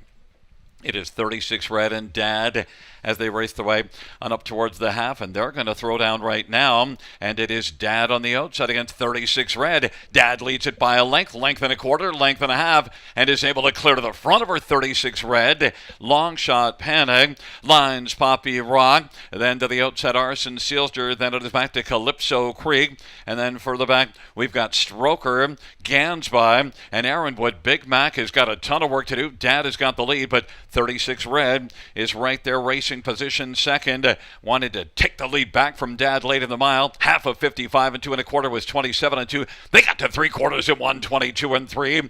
And Dad leading this field to the top of the stretch. 36 Red steps to the outside print out. 36 Red against Dad. Long Shot Panic is still there in the hunt. Lions Poppy Rock. Gansby is coming on late. Now on down the stretch route they come. Dad on the inside, 36 Red on the outside. Dad and 36 Red. Who is your daddy? Dad wins it. Then it is 36 Red, Lions Poppy Rock, Long Shot Panic, and Gansby 151 and 2. Dad, well, he put on a show 2 races ago, being beaten by DA Let's Boogie, and today beaten by no one. Wonderful to see. We mentioned Dr. Ian Moore meeting up with driver Paul McKenzie to score with Dad. The blind to blinkers certainly kept the focus in play for Dad as he paces to a new lifetime best 151 and 2. His first victory on the season. He's off the schneid now, Gary, in 2026. Yeah, and look, I wanted to throw in talking about the 3. I mean, I used this one for third, but I did love 36 Red and Lions Poppy Rock, and they're the other 2 that are there. But it's just Paul McKenzie, Dr. Ian Moore, and we saw this one race so well here July the 22nd. Do all the heavy lifting, 52 and 4. Didn't get rewarded, but got rewarded here, and went even faster, 51 and 2. I guess the equipment change makes a big difference too. Yeah, and you know what? He was keyed up the last couple of starts where he went straight to the top. I mean, last week he's 26, 53 and a bit to the half. Paul McKenzie, nice and easy. Float him on out of there.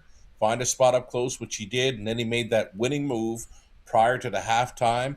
Third quarter, 27 and 1. Serious speed with the blinkers on, horn blowing.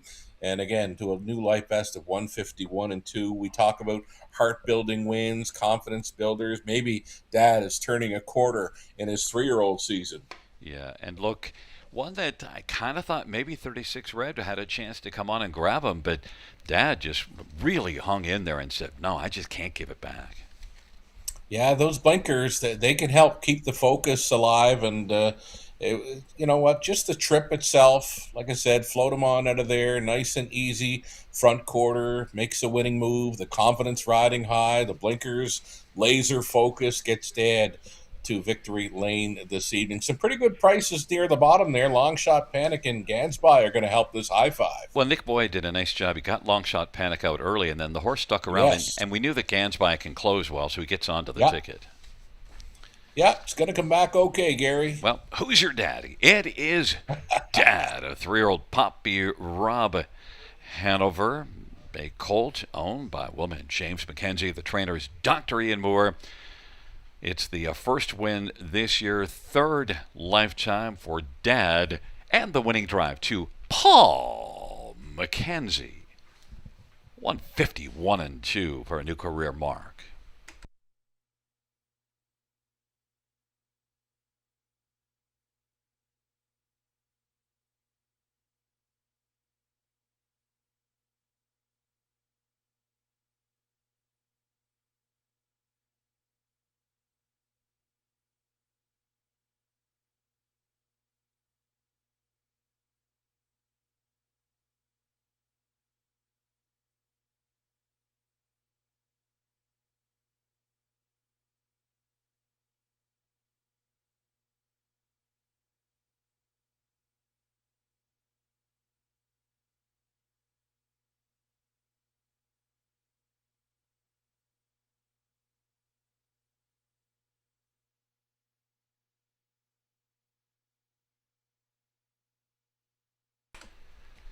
Fifth race payouts, 3 Dad, 974 50 320. 436 Red, paying 310 and 220. One Lines Poppy Rock, 230. $2 Exactor, 26.20. Dollar Try, 36.80. Dollar High Five is $1,548. That 20-cent High Five is $309. 20-cent Pick 3, 107.45. 20-cent Pick 4, 82.61. 20-cent Pick 5, $1,516.45.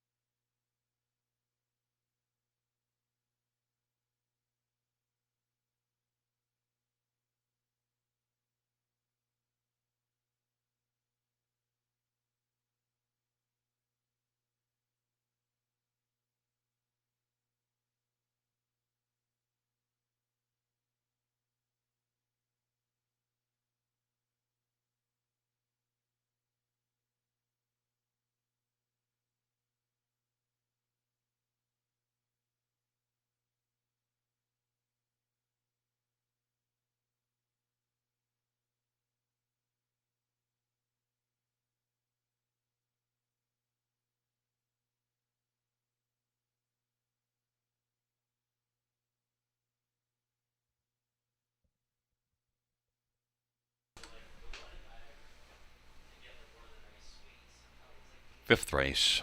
Order of finish from top 341-275-896. That's 341-275-896 on the bottom.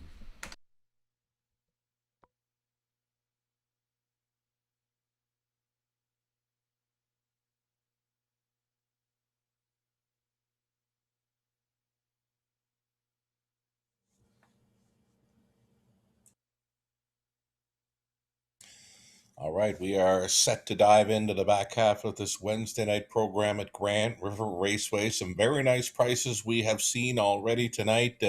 Thanks so much for folks playing along with that high five carryover. Almost $20,000 in new money was played into that race five high five pool. So when it was all said and done, it was over $25,000 in that pool with the carryover combined, and it came back well with Dad on top, a 20 cent to high five return of over $300. And how about the pick five onto a Dr. Ian Moorhorse, the pick five return over $1,500 on a 20 center. So diving into our late pick five, then we've gone two deep the opening leg. We're trying 6, the good moment, and 9, Aussie Arrow. Going deep is the ball, race 7, 4 deep in there. That's the race I think you want to have that one covered pretty good. Over to race number 8, we're looking at 3, into it big, and 4, outrun the odds. The 1 and 7 in race 9, the 10th race finale, we're looking at the 1, Strongman Hanover gets a big shot. The plan B in there is number 4, Happy in Control. Indigo for just $12.80 on a 20 cent pick 5 ticket suggestion. Another ticket to look at here for our track announcer, Gary Guy. Gary mapping out the late pick 5 at the river. Let's bring on board Gary's ticket. You won't need a lot of time to discuss mine. Look at this. Wow, 3 deep onto 3 deep. Then singles for the final 3. His top selection, race number 6, the 6. The good moment, picking up Sam Fillion in the sulky over to race number 7. He's 3 deep there. Top selection being number 3, Sunflower Hanover. Let's get a look at his singles in the 8th race, number 3, Into It Big. The 1 in race 9, that's Beach Wiggle. That's a pretty good looking single. And in the 10th and final, even the 1, Strongman Hanover. Yeah, maybe I should have singled there as well. Just $1.80 on a 20 cent wager if you want to go along with Gary Guy's late pick 5 ticket idea. You might as well play Gary's for $1. Cost you $9 even. And one more ticket to look at. Friend of the show, Conley Ecclestone. Conley's going to spend a little more. He's opened up his wallet for this late pick 5, $21.60 to go along with Connolly. Opening leg, he's trying 4, 6, and 9. I like all 3. Carlu Gambino, the good moment. Aussie Ferro. Then 1 and 7 in the 7th. Dottie Hinson picks up Travis Cullen in the sulky. And the 7, Boca Chica. One to think about there. The 8th race, back to 3 deep for Conley with a 2, 4, and 5. 3 deep in the 9th with 1, 6, and 7. Again, the 5 horse scratching from race 9. On the end of it for Connolly, he likes the chances for 1, Strongman Hanover, as will many others. His backup plan is going to be the 9, Treasure the Day. Again, at $21.60 if you want to go along with Connolly for the late pick 5 at Grand River Raceway. Good luck.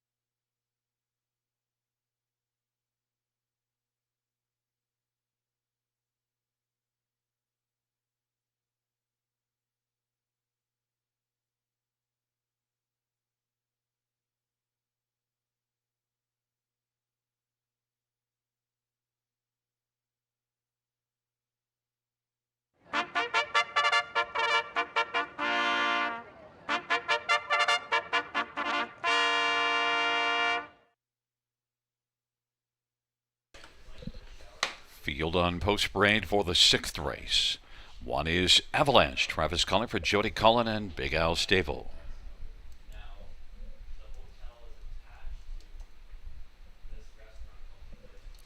Number 2 is the House of Cash, Austin Surrey for Sean Stacy and William Brown. 3 is Supersonic Bullet, Paul McKenzie for Dr. Ian Moore and Lindsay Jane Whalen. Number 4 is Carlo Gambino, Jay Harris for Gary Murner and Brendan Chireau.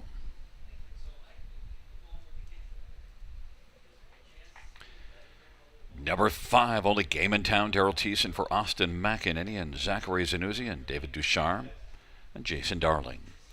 6 is Scratched. Number 7, Nice to Meet You, Scott Young for Jeff Williams and Martin Stables and William Hunter. Number 8 is All Day Hanover, Jordan Comania for Nikki Comania and Bruno Comania.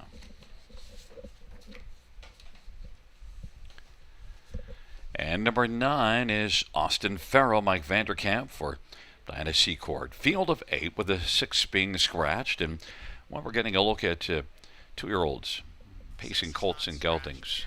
Correction, the 6 is not scratched. I'm not sure why I have that information in my program, but number 6, The Good Moment, Louis Waugh for Francis Guillemette. So let's get right to it. And little housekeeping there. Took a horse out, but No, I got one for you. There is a driver change for the 6. oh, what is The it? Good Moment will be driven by Samuel Filion. Okay, well that's Yeah. not. Now I caught that on the HPI bet platform prior to this evening's racing action, but that's where I picked it up. But, Well. I just wanted to pass it on. Okay, well, how about 9, Aussie Farrow, William Vanderkamp driving and training. Yeah. And one that's Yeah, coming in from OSS. Yeah, rare visit, right? Mikael Vanderkamp coming in, driving this 9. Aussie Farrow does the training as well for owner Diana Secord of Fergus. So local connection, right? First trip around Grand River Raceway in a pure mutual start. Was with us mid-June for a qualifier when finishing 4th in there. But some pretty quick trips over Woodbine Mohawk Park in his 2 career starts, home both times in 27. You'll get a long look in here from many to start up this late pick 5. And then number 6, The Good Moment, Sammy Filia driving for Francis Guillemette. And one that's had a couple of starts and only beaten 4 1/4 last race in a grassroots, 53-4. And should mention that the 6 is my top pick in here. Okay, right on. The Good Moment. Gary Guy, his top selection, now being driven by Samuel Filion. 5-2, co-favorite now with number 9, Aussie Farrow. And I like them kind of both similar. Again, Gary's liking this one on top off a pretty good trip in the latest. Looks capable of some early speed. Should Sam call upon that, the son of Control the Moment, out for his Grand River Raceway debut after a couple of starts over Woodbine Mohawk Park. And we are alternating 6 and 9. I went 6-9, you went 9-6, and they both have those big Okay. final quarters. 27-2 for this one in the last 2, and yours was 27-4, and then 27-1. So they both are able to come home well. The Good Moment didn't leave much last race, but at least finished strongly, a 53-4 mile. And they compare well because Aussie Farrow, 54 last time out. And in fact, Yes, look indeed. at who Aussie Farrow was in against. See script in both of those. Ho, ho, ho. And we got a look at him on Industry Day, and he went a big trip. Yeah. How about number 4, Carlo Gambino, Jay Harris for Gary Murner. Jay's been winning a bunch of races at Georgian Downs of late, and Carlo Gambino sent up by Gary Murner. 1 start, a 3rd. Yeah, and I liked how he blasted off early in that career debut. He got to the quarter from post 6 on the lead, 29-2, and then rode along up close and was able to stay on for 3rd, 58 speed. But I'm thinking 6 and 9 are more likely than capable to show a trip here tonight, 55 or 56. Now, if you want a value play, number 5 only game in town is 24-1. Daryl Thiessen for Austin McEnany, and one that had a decent back half last race in the qualifying mile. Yeah, first career start for this one. I wasn't sure where to go for the 4 spot. I mean, for me, 4, 6, and 9 were all kind of popping off the page with some racing experience, and then there's quite a few first timers in here, right? And that's what we're going to get with this 5 only game in town. Thiessen on board for young Austin McEnany. You know where I went to? I added in Avalanche. We both thought it's the top 3 are 9, 6, and then a 4. We had both had the 4 for third. And then that was just where, and you're right, I had to kind of look through them, and I decided, you know what? Yeah. You get the inside post, you get Jody Cullen. This is a horse that qualified modestly, but at least the final quarter was 29-1, so compares well. You know where you could also maybe go? The House of Cash is actually taking a fair amount of money. Did you see a 28-4 qualifier, 28-4 final quarter in the qualifier? Yeah, beyond the 4, 6, and 9, the only other horse taking action is that 2, the House of Cash. But Gary, I think you should stay with that 1 Avalanche. He looks fantastic for Team Cullen. Well, and you know, Jody Cullen's done a lot for me in terms of picks over the years, getting the job done. I just have a lot of faith in the barn. It's a pretty consistent barn. You know, sometimes you get barns go hot and cold, but Jody Cullen's barn just seems like year in and year out they just put up the numbers. Jody's obviously very strong at how they get horses and how they send them out, and just it's a pretty well-run organization. On looks alone, Gary, I do like the way Jody Cullen has the 1 Avalanche put together. There's that look at 2, the House of Cash, who's taken now 4-1 action. Not big in stature, but maybe he's got a big motor under the hood. And the good moment.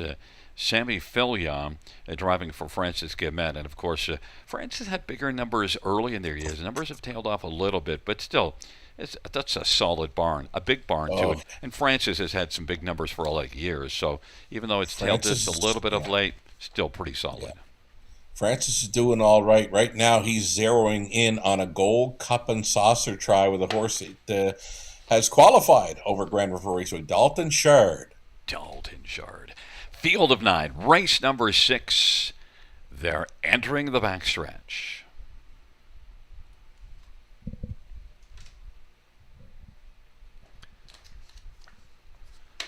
Field 4, race number 6.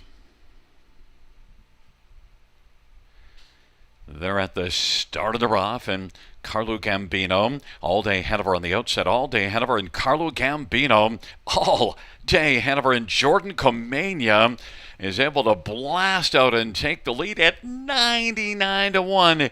He is sharp early, capiche?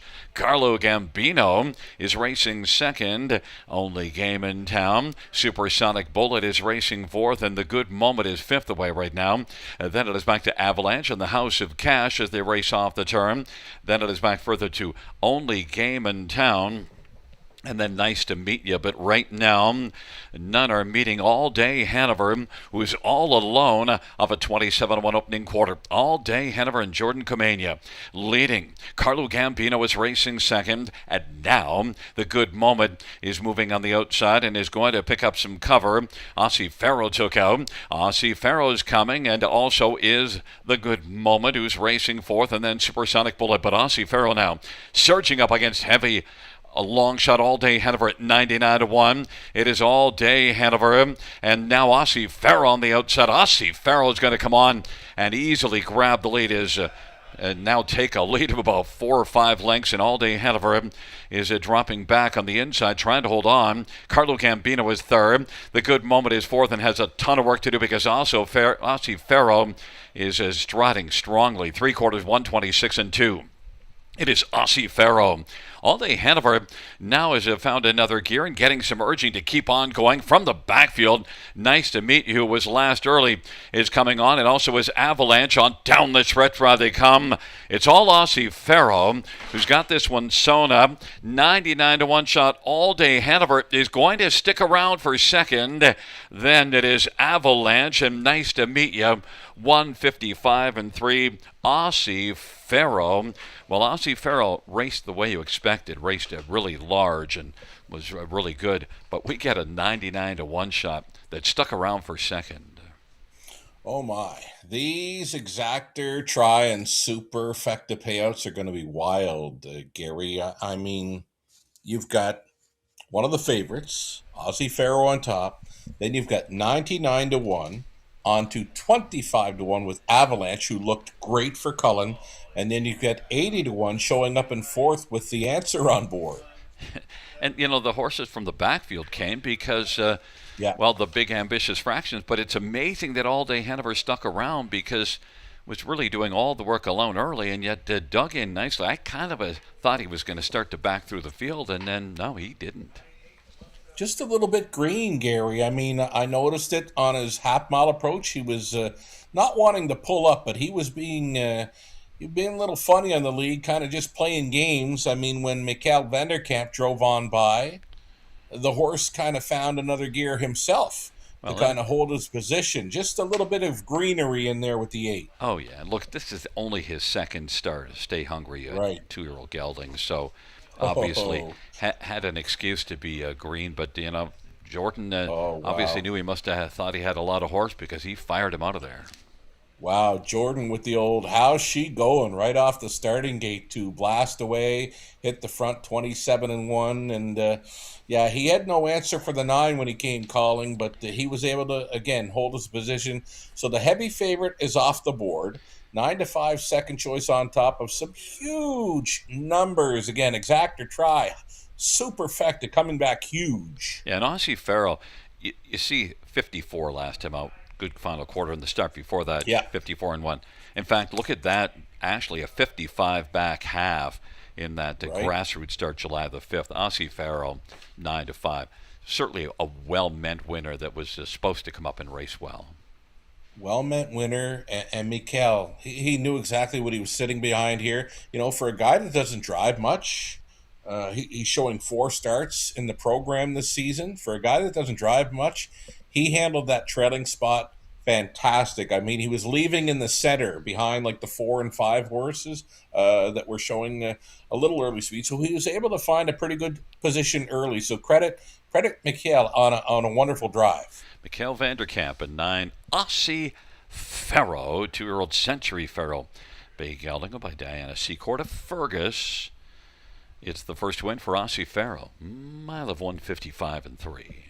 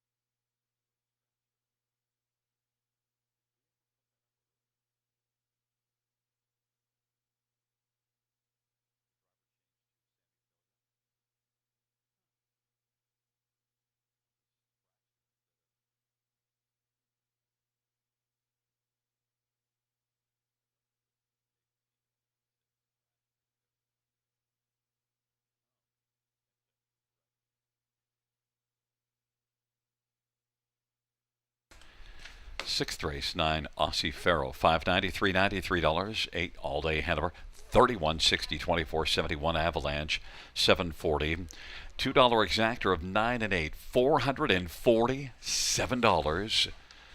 Dollar try, 2680, 30. Even the 20-cent try, 536.06. We had a 20-cent superfecta. It pays 981 all, 981 all, 458.74.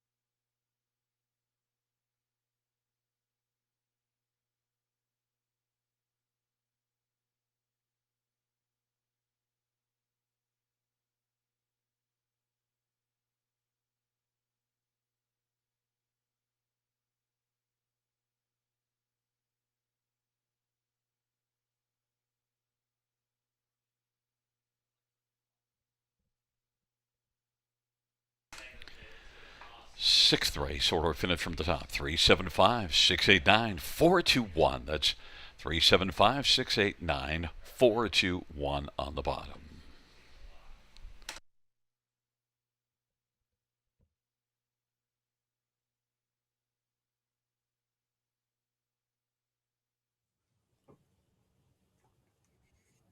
Alrighty, we've got four more to go on this Wednesday evening at the river. It's late pick four time. Show them if you got them on the late pick four at the river. I'm in to go for $6.40 on this 20-cent wager. We're going to go four deep to start it up with Dottie Hinson, now being driven by Travis Cullen.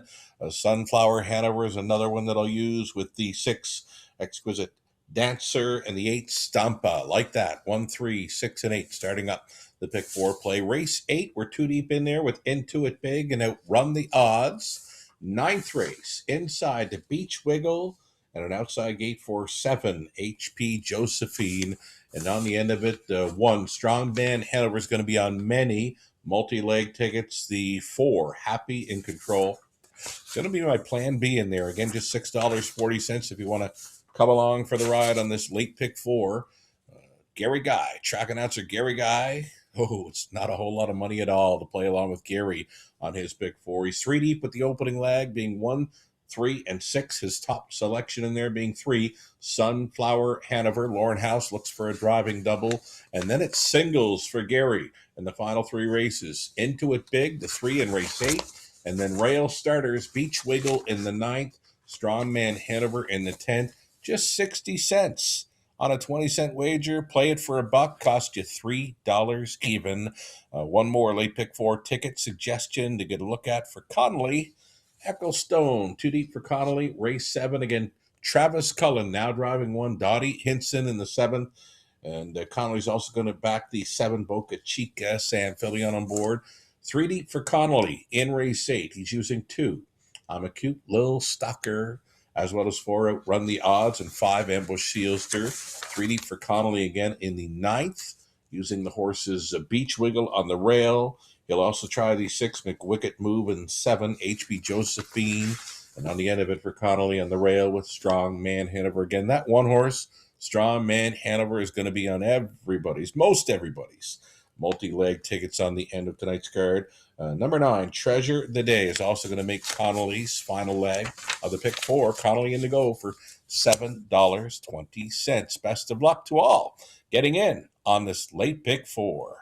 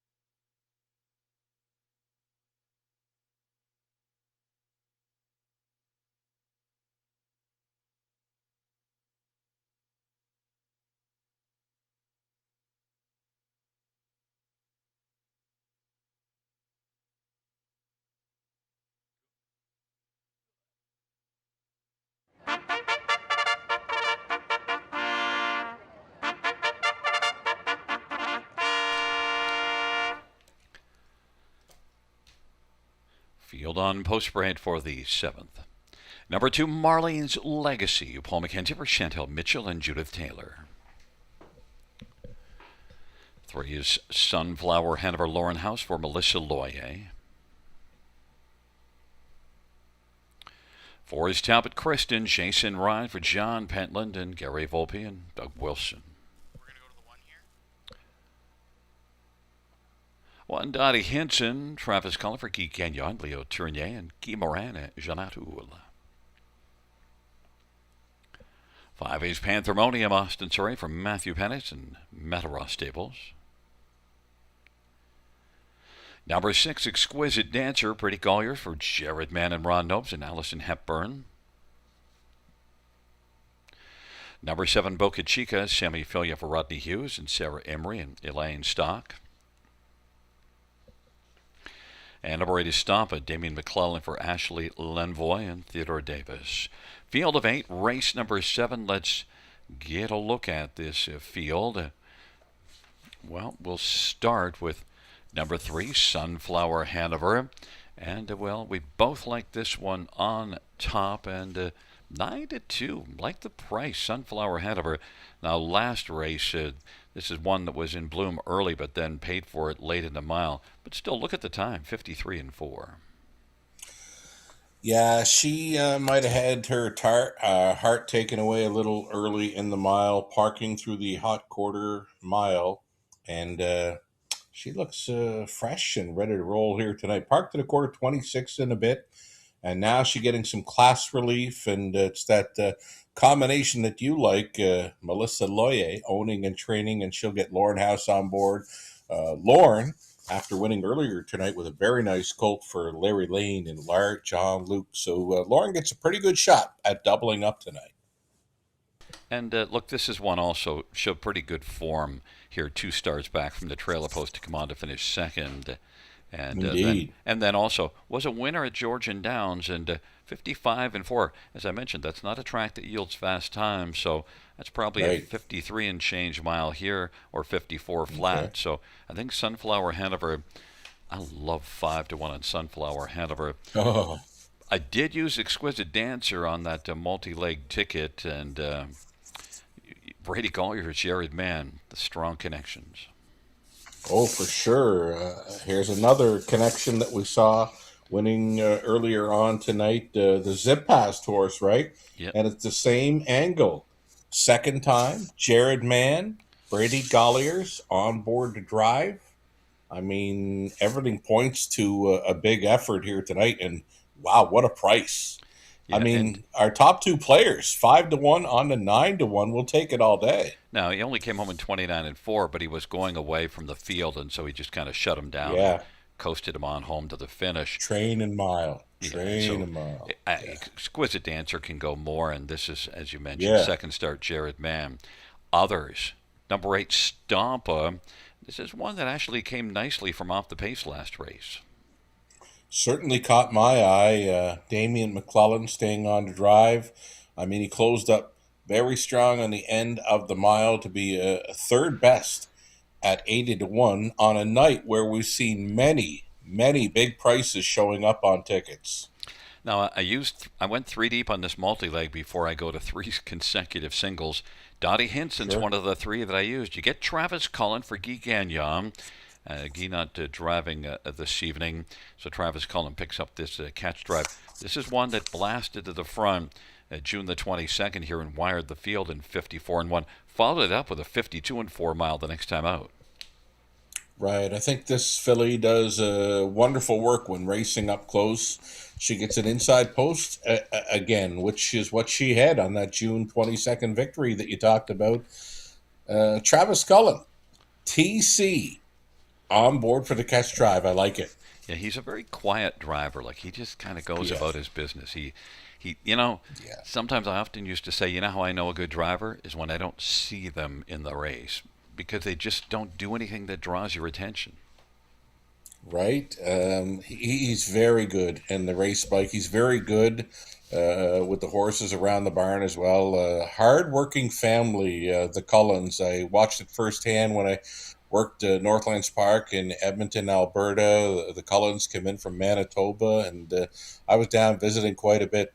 Again, a wonderful, hardworking family in this business. Yeah, and they have a pretty substantial barn, and Travis Cullen's a Yeah. pretty capable driver. He's sat behind some nice horses for Jody, and so Hmm. he'll do a good job here, I Indeed. believe, with Dottie Hinson. But the key for me was the inside, but money has come hard. Yeah. We both have the 3 Sunflower Hanover. I love that 6-1.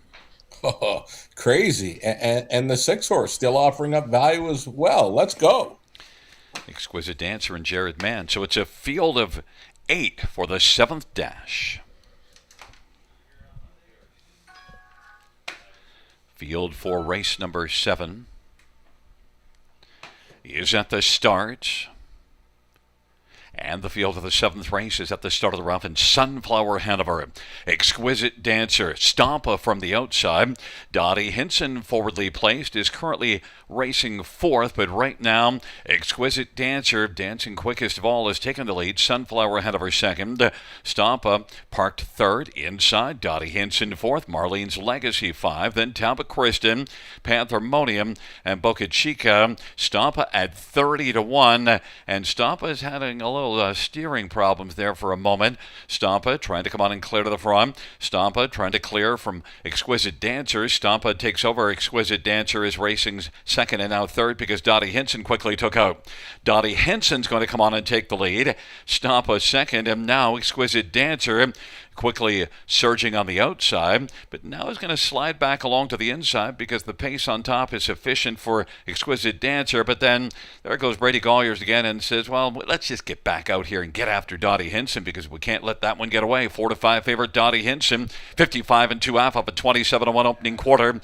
Dottie Hinson, Exquisite Dancer is trying to grab 2nd and take it from Stampa. That pair has work to do to collar a very sharp-looking Dottie Hinson. Sunflower Hanover is going to roll off 2nd over cover and get out 3 wide, and now Sunflower Hanover is blooming on the outside. Dottie Hinson by 3/4, 124-2. Dottie Hinson getting some urging by Travis Cullen to keep on going. Has to deal with Sunflower Hanover along with Exquisite Dancer. And Stampa hasn't thrown in the towel and is hoping to come up the passing lane, and also kicking in now Talbot Kristen and Panthermonium. The field is fanned out in pursuit of Dottie Hinson. Dottie Hinson, Sunflower Hanover. Dottie Hinson is game. Sunflower Hanover chasing. Dottie Hinson turns back all comers. Then Sunflower Hanover on the outside, Panthermonium, and Stampa stuck around. 154-2. Dottie Hinson, post position 1. Loved the front end action. Travis Cullen put this one quickly into play and got the job done. Yeah, Travis made the winning move. I mean, and he did it quietly.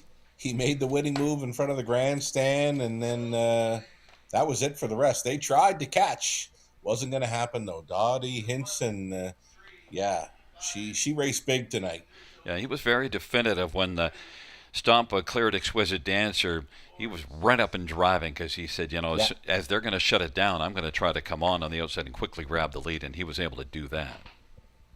Yeah, didn't catch them sleeping or anything. I think No, the 8 just wanted to be covered up a bit after parking through the quarter, 27-1. But you know what? When this horse touched down in the lead, then the 6 was coming. Then the 3 was coming 3 deep. That 3 horse, Sunflower Hanover, big effort. I mean, 3 deep all the way around that final turn, Gary. That horse was on go. I was anticipating Sunflower Hanover going by, but Travis Cullen and Dottie Hinson was anticipating getting back to the winner's circle, and this horse stayed alive. And Travis is he's done all the work, so he's like, "Let's come on, man, just keep it going." And Dottie Hinson really dug in nicely.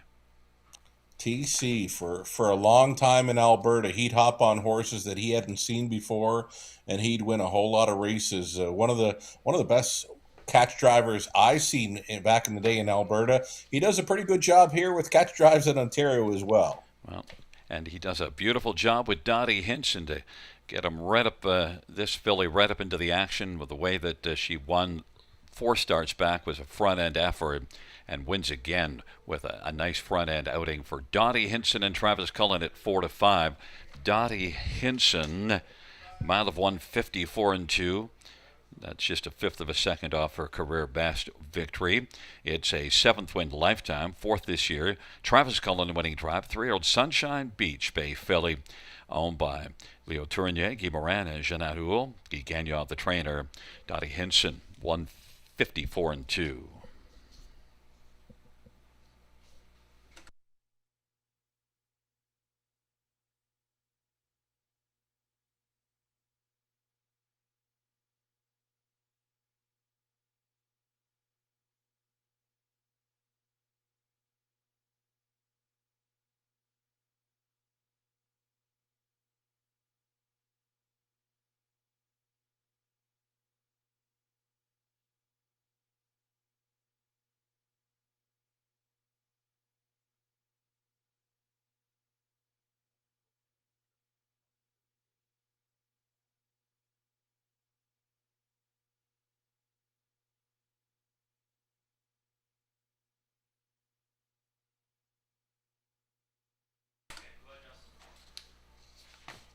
7th race, 1 Dottie Hinson, 382.30, 3 Sunflower Hanover, $383, and 5 Panthermonium, $430.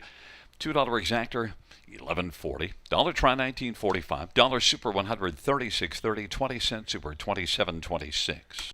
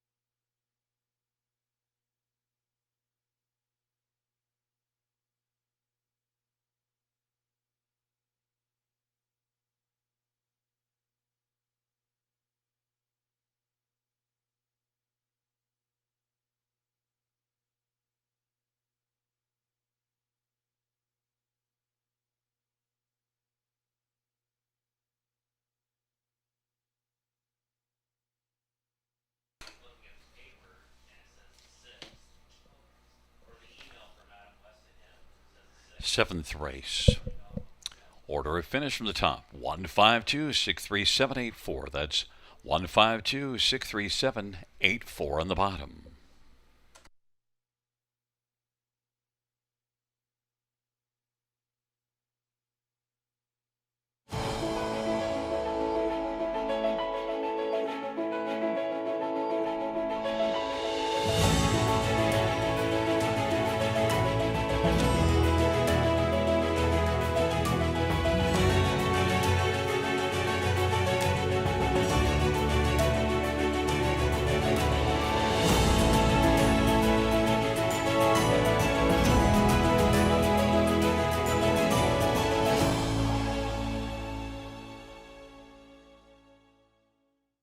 Submissions are now open for the 2026 Youth Contest presented by the Bill Galvin Racing Alliance. Kids can win cash prizes and a VIP night at the horse races. To enter the Youth Literary Derby, write a story or poem about anything related to standardbred horses. The Youth Literary Derby is open to students in grades 3 to 8 as of June 1st. To enter the Youth Art Derby, draw or sketch anything related to standardbred horses. The Youth Literary Derby is open to students in grades 3 to 12 as of June 1st. The deadline to enter both contests is August 31st. Visit our website for more information and inspiration.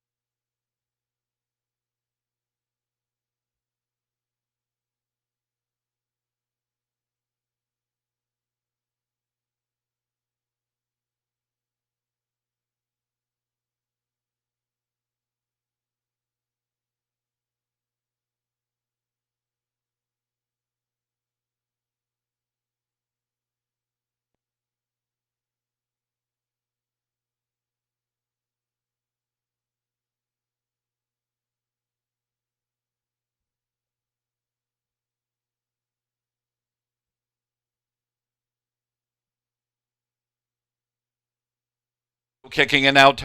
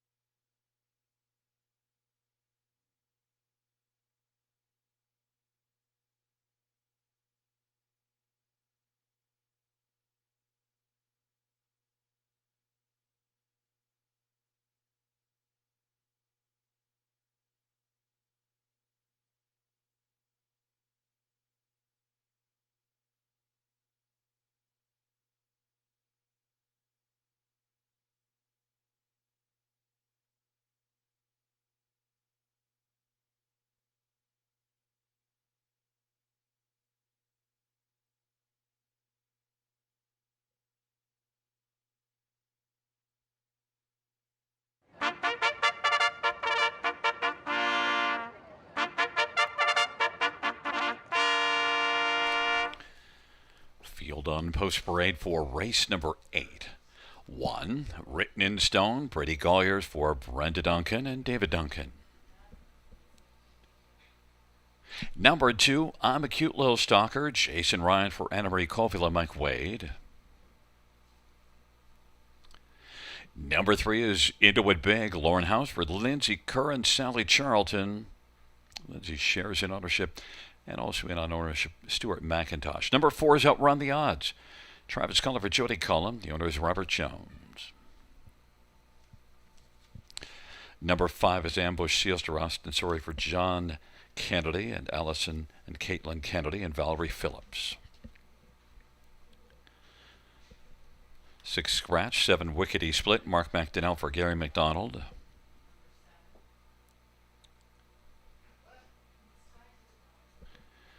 8 is Jake's Panther, Daryl Thiessen for Larry Jewett and Dennis Jewett. And number 9, Speedy Dancer, Sammy Filia for Jamie Copley. It is a field of 8 for race number 8. Let's get a look at this field. And number 4, Outrun the Odds, Travis Cullen, Jody Cullen. 6 wins on the season, but been a little while since this one won. But nonetheless, the recent speed, the last couple of starts, pretty good. Yeah, I love this horse, and I love this horse even more tonight. Just a couple of starts in the last 6.5 weeks, but those 2 starts have been thirds and big miles. You talk about Georgian not being as quick as Grand River. Well, this horse is third, 53 and 3-2 back, and then goes over to Sarnia to finish third in 53 and change. This horse, I got pegged as sitting on a big one tonight. I think Outrun the Odds is going to grab a new lifetime best by a lot. I mean, he's coming in with a best mark of 59 and a bit. Yeah, if he wins it, he's going to obliterate that mark. You're with the fans, and Outrun the Odds is 2-1, but a strong second choice.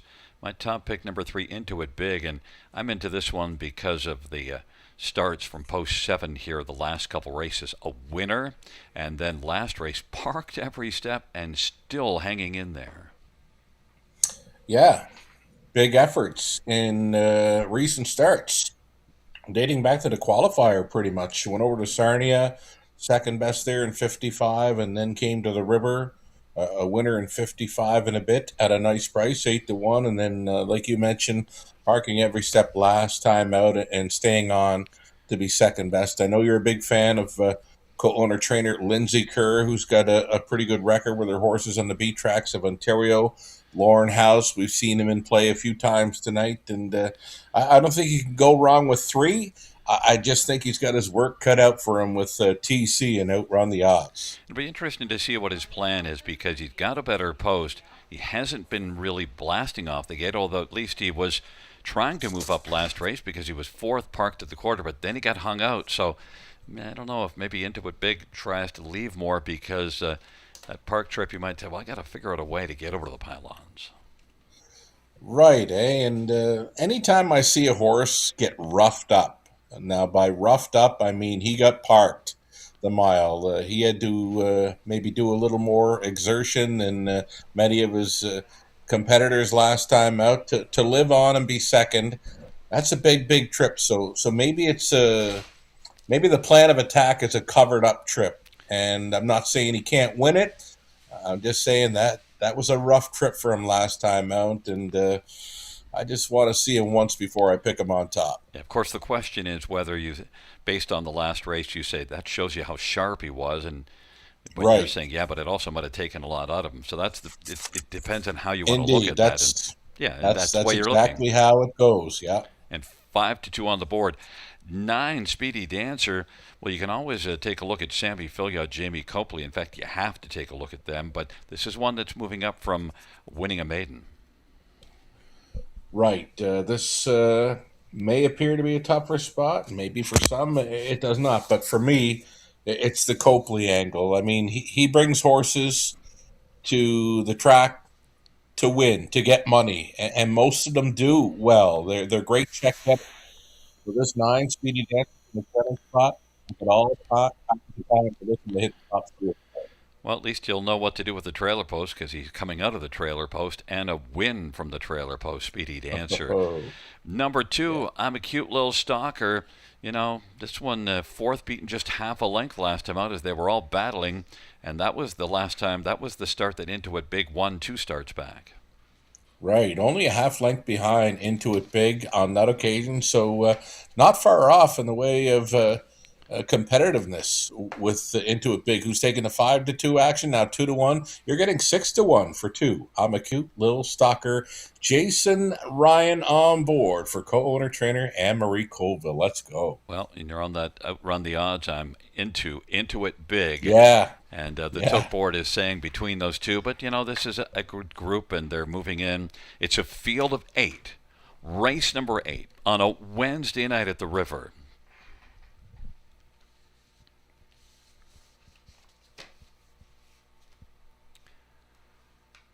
Field 4, race number 8.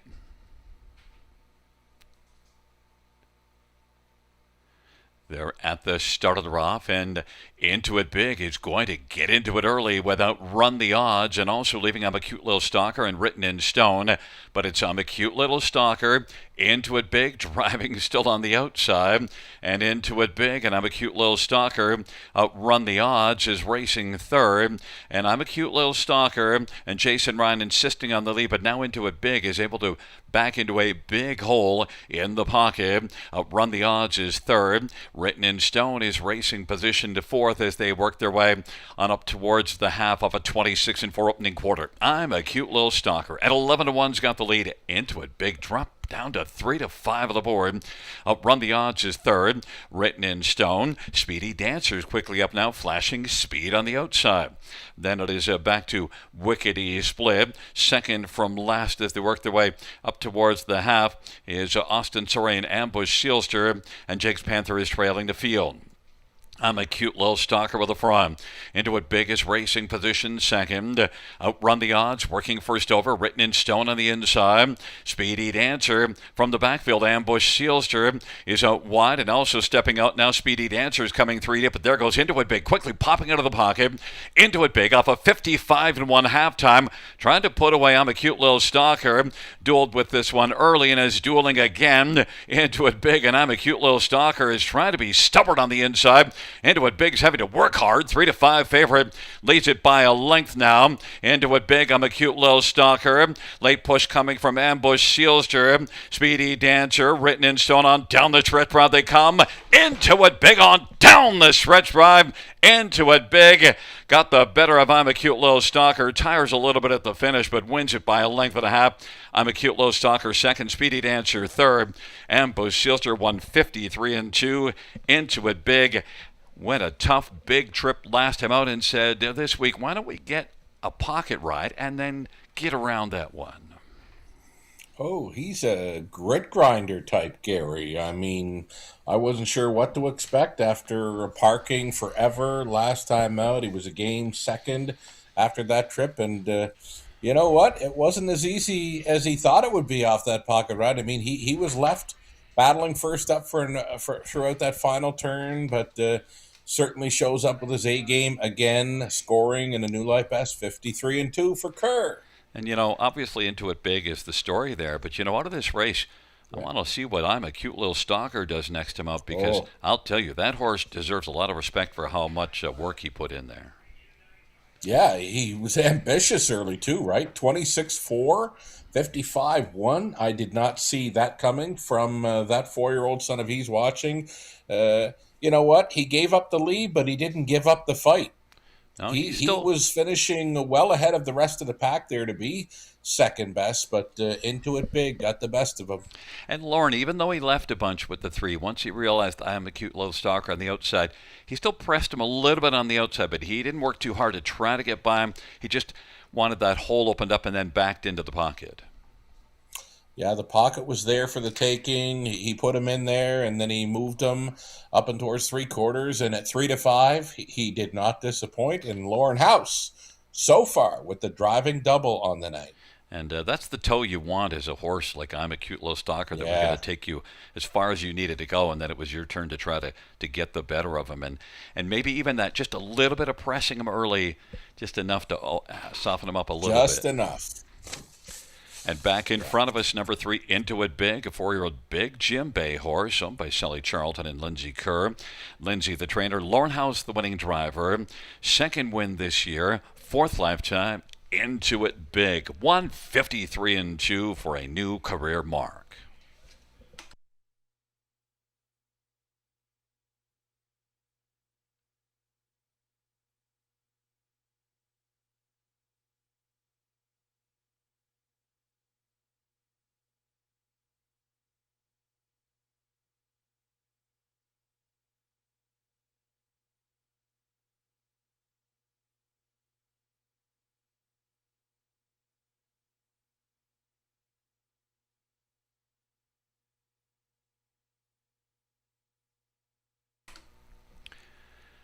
Eighth race, 3 Into It Big, 322, 32, 10. 2, I'm a Cute Little Stalker, 660 and 459. Speedy Dancer, $7. $2 Actor, $13.50. Dollar Try, $34.30. Dollar Super, $143. 20-cent Super, $28.60.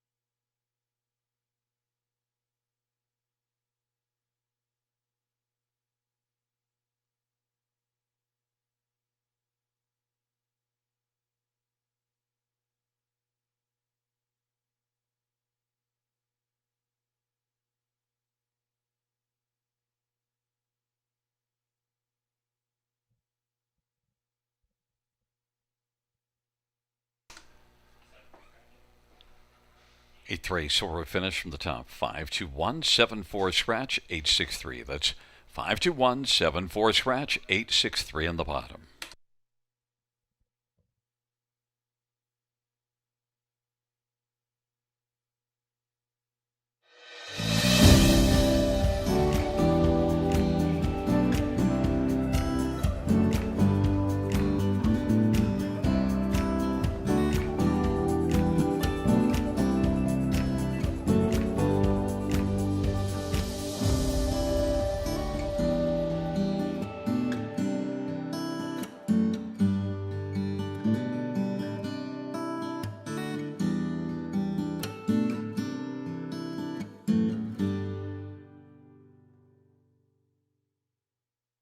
Winback Farm graduates are born to compete and race to win and have made over $480 million and have won over 50,000 times. Yearlings for sale at Goshen, Ohio, Lexington, London, and Harrisburg.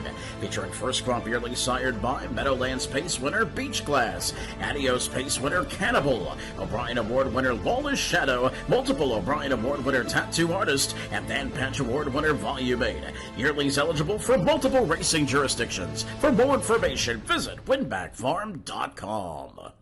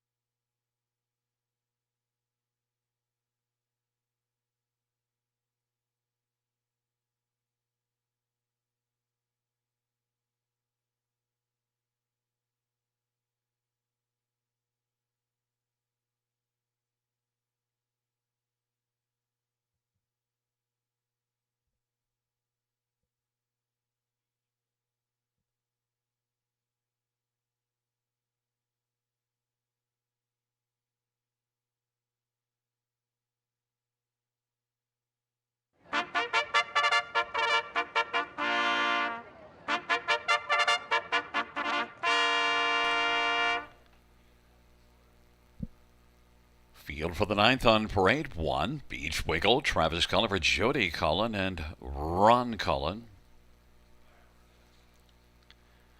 Number 2, Espresso Beans, Jason Ryan for Ron McDonald and Brent McLennan. 3 is Sunny Dreams, Andre Goy for Brett Lester and Rebecca Williamson. 4 is Calico Sealster, Daryl Thiessen for Josh McKibben and Kim Smith.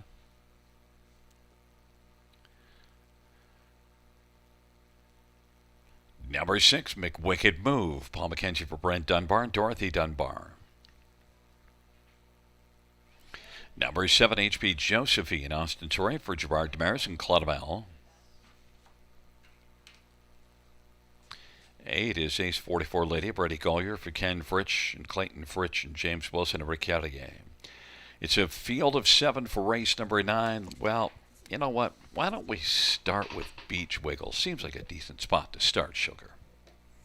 Oh, I think we better, Gary. What is it? 1, 2, 3, 4. Going for 5 in a row tonight. Another inside post to work with, straight to the top. Likely won't get caught. Well, she's got 10 wins this year. The rest of the field has 11. Right? Well, after this race, she's probably going to match the field, right? Yeah, and Beach Wiggle is not likely to go up from 3 to 5 because it's not just that she's winning, but it's the way she's winning. And the last 2, she seems to be getting stronger. The Sunshine Beach filly won by 3 3/4 the last race, 3.5 the start before it. And, well, if you want to get to the front from post position to 1 and you're on a winning streak like this, I don't think anybody's going to run her. And so I think she might be able to get things just all her own way as well. Yeah, I mean, if anybody wants to try running her early, it'll likely be give and go because Beach Wiggle is not going to take a back seat to any horse in this field. The best chance for any other to finish second in here is to ride her back. So who's it going to be? Now, one way that I like looking at horses is taking their starts, dividing it into the earnings. But you know who compares at least reasonably well, because most of them don't, is 7 HP Josephine, 27 starts, 67,000, and 1 Beach Wiggle has 23 starts, 73,000. So just dollar per start, at least HP Josephine's in the neighborhood with the 1. The rest aren't close. The 1 and 7 absolutely pop off the page when it comes to earnings in their 2026 season. HP Josephine, too, she's put up some big miles at Grand River Raceway. A 53 and 2. They're 3 back, and then 54 in each of her last 2. So more than capable of finishing second best to Beach Wiggle and, you know, a long shot chance to win it. The one way that a horse could maybe get in between those two, because those two I think are the top 2, is, you know, HP Josephine has to work from post position 6, get position, because last time out got away 4th, was able to eventually move up into the pocket, and of course stayed in the pocket, stayed second. But HP Josephine, that's the key, will be getting off the gate well enough to try to get somewhat forwardly placed. Yeah. You know, because I don't think they're going to go a bunch up front because I don't think anybody's going to be chasing Beach Wiggle.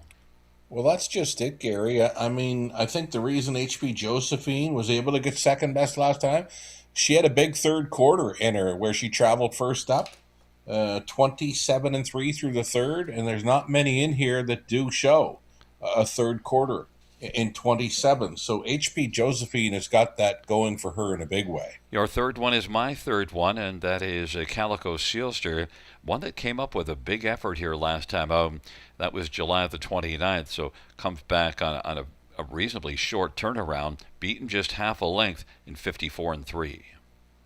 Yeah, I didn't mind her last time, Gary. I mentioned prior to that third best finish that she was caught up in traffic in the 2 starts before that. So Darrell was able to find a lane late to get her up to only miss by a half length, finishing third. And Darrell gets along good with her, and let's see what he can do again with 4. Calico Seals to a top 3 threat. Yeah, he jumped aboard last time, this one, Daryl Thiessen, and certainly put this one into action late in the mile to come on and to be beaten just half a length. Where do you want to go next? Because we had a scratch of the 5. Yeah, let's try a 6 McWicket move. Paul McKenzie, we already saw him in the winner's circle earlier with Dr. Ian Moore's dad, who turned it around tonight, put the blinkers on, and took a new life best. So Paul McKenzie to round out the superfecta with McWicket move for trainer and co-owner Brent Dunbar. And that makes sense because finished right beside Calico Sealster. So Right? they were both exactly inches apart in that last start. So McWicked Move is headed in the right direction, and the next logical one, and the tote board is certainly saying that 5-2 is getting a lot Yeah. of love. It's actually getting second choice love, but we think it's HB Josephine. But we both think it's Beach Wiggle along with all the fans, and right now is 3-5. 3-5 and maybe 1-5. We're going to see if that's the way it goes, but it is Beach Wiggle looking to add on to the win streak. Make it 5 for Beach Wiggle if she can get the job done here. They're almost at the start. And the rough, and Calico Sealster, Beach Wiggle from the inside. Beach Wiggle, Calico Sealster. HB Josephine is out 3 wide and driving. Beach Wiggle's going to press on through from the inside, and it's going to be Beach Wiggle, Calico Sealster. Now is going to love to find the pocket at 8-1 in behind the 1-9 Beach Wiggle. HB Josephine is racing position third, Espresso Beans, then Sunny Dreams, then it is back to McWicked Move and Ace 44 Lady, and they work their way off the turn. Beach Wiggle, Travis Cullen, 27-1 opening panel. Beach Wiggle and Travis is very relaxed in the bike right now, just cruising along. Calico Sealster second, HP Josephine third. Sunny Dreams is shining a bit on the outside now and working first up, and following Sunny Dreams on the outside is Ace 44 Lady. Espresso Beans is getting shuffled back on the inside, and McWicked Move moves out but is trailing the field. Beach Wiggle, half of 58, a 30-4 second panel breather. Beach Wiggle's going to open up a bit now. Lead by 2 1/4. Sunny Dreams on the outside at 50-1, trying to pull a big upset has come on to take over second. Calico Sealster at 8-1 is third. Then it is HB Josephine, hemmed down to the inside. Ace 44 Ladies on the outside. Then McWicked Move and Espresso Beans. Beach Wiggle, strong and now striding away. And Beach Wiggle leads by about 2.5 or 3. 126 3/4 at 28 second third panel. Beach Wiggle, Calico Sealster and Daryl Thiessen is chasing Beach Wiggle as they turn for home. Calico Sealster wanting to make Beach Wiggle earn it. Beach Wiggle on down the stretch drive. Beach Wiggle, Calico Sealster is closing. Beach Wiggle's got to find a little more. Beach Wiggle did find just enough more to hold off a charging Calico Sealster, who made it very interesting that HB Josephine and McWicked Move 154-2. Beach Wiggle had things all her own way, but Calico Sealster made Beach Wiggle really earn it this time. Oh, for sure. I mean, few anxious moments there for the backers of one Beach Wiggle that made her a 1-9 favorite here tonight. Was able to steal that second quarter, 30-4, and that was the difference maker. That was the difference maker, Gary. You know, the one thing I've said in the past that I like, you get a half of 58. Travis opens up with a 28 third panel. He tries to kind of get some daylight on the field, Yeah. and I thought he was just going to keep on marching, but Calico Sealster said, yeah, to heck with your daylight. I'm going to try to close that back up. And, maybe Travis was fortunate that he opened as much as he did, because if Calico Sealster would have been sitting on her back, might have gone by. Yeah, might have took her heart away late. I mean, Calico Sealster able to work out the pocket ride. Thiessen on board. I mean, he wanted this one. He's going to work on Calico Sealster pretty good through the stretch here. Tippy taps to keep on gaining, and just ran at a time and ran out of track. Yeah, and that's where that little bit of opening on that final turn is probably the difference. But, this Beach Wiggle filly just keeps on proving it. Oh, And the Calico bank Sealster, machine, yeah. right? Yeah, and in Calico Sealster, I mean, boy, we're talking, sometimes you have to pay attention to the horse that finished second, because we saw that earlier, and Calico Sealster is one I want to watch for, because that's back-to-back strong performances for Calico Sealster. Yeah, you know what? If you reverse the post positions in there, then maybe the 4 gets the better of one, because Beach Wiggle was able to take a little sting out of Calico Sealster in that opening turn. Yeah, and that also was key there. And Beach Wiggle with that inside advantage, pressing on and Yep. making it 5 wins in a row. 3-year-old Sunshine Beach Bay filly, but Travis and Jody and Ron Cullen. Jody Cullen's the trainer. Travis Cullen, the winning driver. 11th win on the season and lifetime for Beach Wiggle, 5th in a row. 154-2.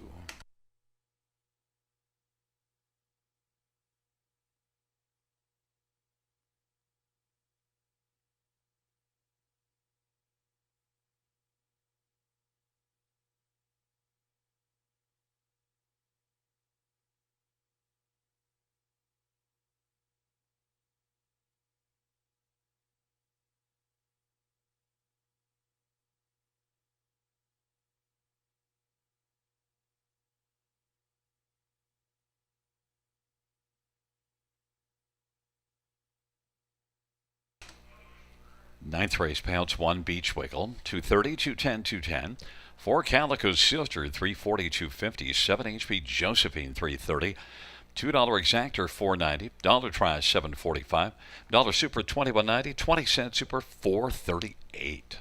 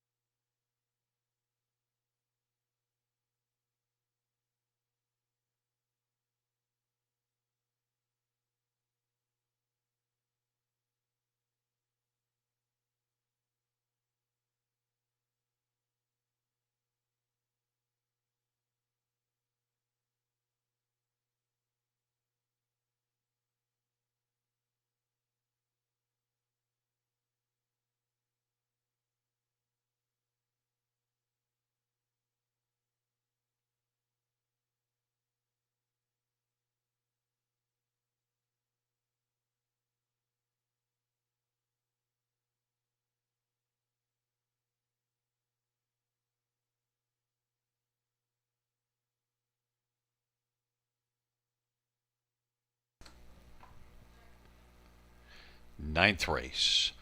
Order of finish from the top, 1572 scratch 436. That's 1572 scratch 436 on the bottom. 10th and final dash is up next. Post time in 4 minutes.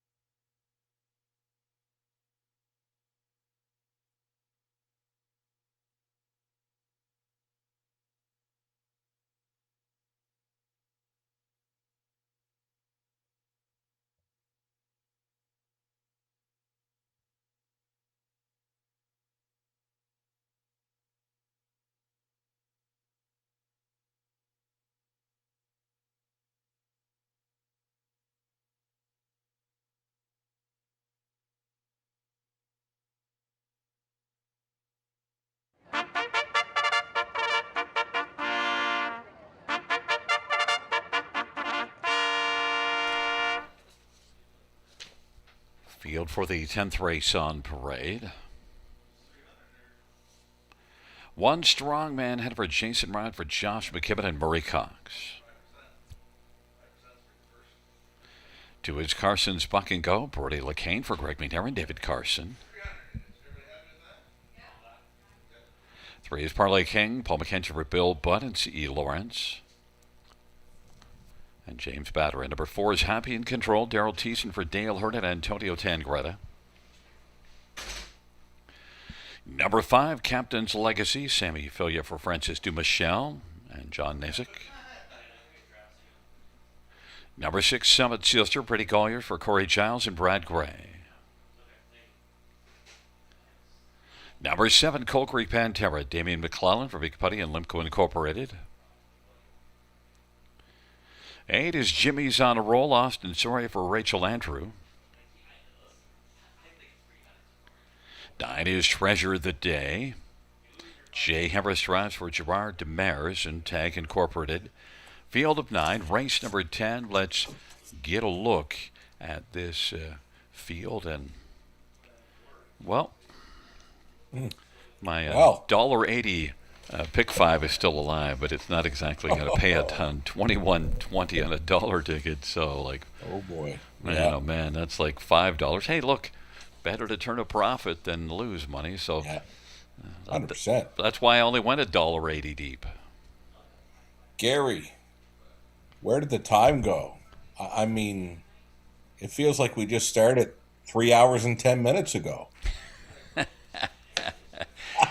Hey, Strongman Hanover, I'll tell you, I have a strong liking for this one in here because you got post 8 last race, the trailer post before that, both cases beaten just ahead, now gets the inside, and I think this is one that's going to have things a lot. He's in a good spot, and look, dominated in victory the start just before that. So has 2 wins in 2 seconds in the last 4 races. Leaves out a post 1. Strongman Hanover, strong on the board 2, 3 to 5. Oh, yeah. I mean, I did go against him last time out, but he made a believer out of me with that trip. I mean, he only missed by a head. He was out a long ways. He's such a game son of Better's Delight. I love the way he tries, and I think he's going to get the job done here. I think he's going to top this high 5 play because just so much heart. Now, look, the one that you went to second, Daryl Thiessen, Happy in Control. This is a horse that raced pretty darn well of late at Mohawk, and we also saw this one score a win here June the 12th. So it's not like Daryl plans on making it easy for Strongman Hanover. Right, and the one horse, I don't think the one's got a big gate blast. Maybe the 4, Happy in Control, leaving right behind the car. Daryl likes to send them. Yeah, I haven't seen it yet out of him, but I mean he's only had those 2 starts here. Raced them both from off the pace.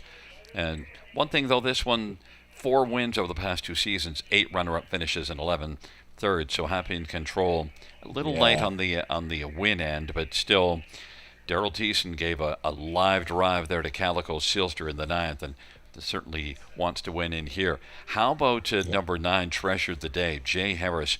Jay's been on a bit of a good run of late, and this is one that was second to Boot Hill Huddy. Boot Hill Huddy was really good, and the start before that was second at Mohawk in 52. Right, this is not a bad animal. Following out what should be the post-time favorite in Strongman Hanover, Treasure the Day picks up Jay Harris for this. Just follow along that one and try to stay close as long as you can. I don't think the 9 can get to the 1, but he can certainly follow him. Parlay King was a well-beaten third last race because Boot Hill Huddy was really sharp. But Parlay King changing steel to aluminum shoes up front, and that was a winning combination earlier in the card. Yeah, the work with Nikes, right?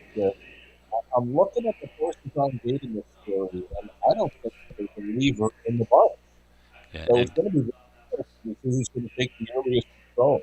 Yeah, and you might want to hit a refresh, but nonetheless, Parlay King, June the 15th here, was a winner in 153, so we know that Parlay King's got enough under the hood to give a pretty strong showing at 8-1. And then one more, number 8, Jimmy's on a Roll. I used this one for second. I know it's post 8, but I love Rachel Andrews' barn. All right, I hit the refresh. Jimmy, let's go. Jimmy's on a roll from the outside gate. 3 wins in Yeah. his last four. Maybe this is where the gate speed comes from, Gary. Yeah, and Jimmy's on a roll. Just really a nice horse, and Austin's not afraid to put this one in play from anywhere. So we'll Yeah. see what happens. And Rachel, a 400 training average, so that's Oh, why I threw this one high up on my ticket. It's a field of I nine. think, It's yeah, go ahead. I think you sold me on the 8, Gary. Here we go. It's a field of nine. Race number 10. They are in the backstretch, approaching the start.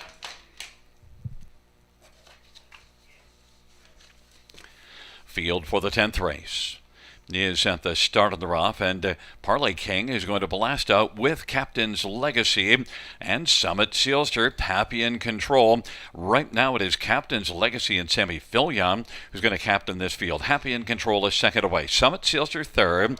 Strongman Hanover has a seat on the inside, racing fourth. Then Cold Creek Pantera, Treasure the Day, is racing further back. Then Parlay King, Carson's Buck and Go, and Jimmy's on a roll is trying different tactics this week is last as they race on past that opening quarter in 27-2, and it is Happy in Control who's got the lead. Captain's Legacy is second, Summit Sealster third, Strongman Hanover, Cold Creek Pantera, Treasure the Day, then Parlay King and Carson's Buck and Go, and Jimmy's on a roll is trailing the field. 27-2 opening panel. Happy in control at 7-1. Daryl Thiessen, double barrel Daryl leads on up to the half. 56-2.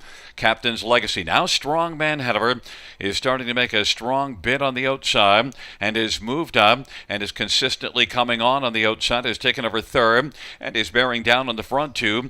It's Happy in control at 7-1. Strongman Hanover 1-9 on the board is second and closing. Captain's Legacy is third. Treasure the Day on the outside is racing fourth. Then Summit Sealster and Cold Creek Pantera. Parlay King, Carson's Buck and Go, and Jimmy's on a roll.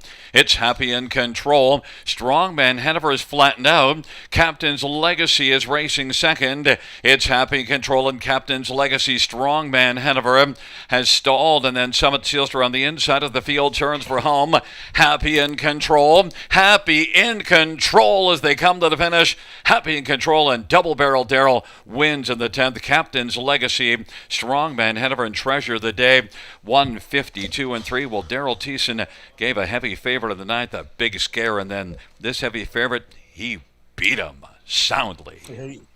He did too. I mean, Happy in Control left enough to find a spot up close, and Thiessen, we know he likes to send them. Well, he sent this one at the quarter mile, and he did not look back. I mean, the first up attack of Strongman Hanover did not work this time. Now, he still finished good enough to be third, I believe, but Happy in Control brings his A game on the lead where he rarely shows up.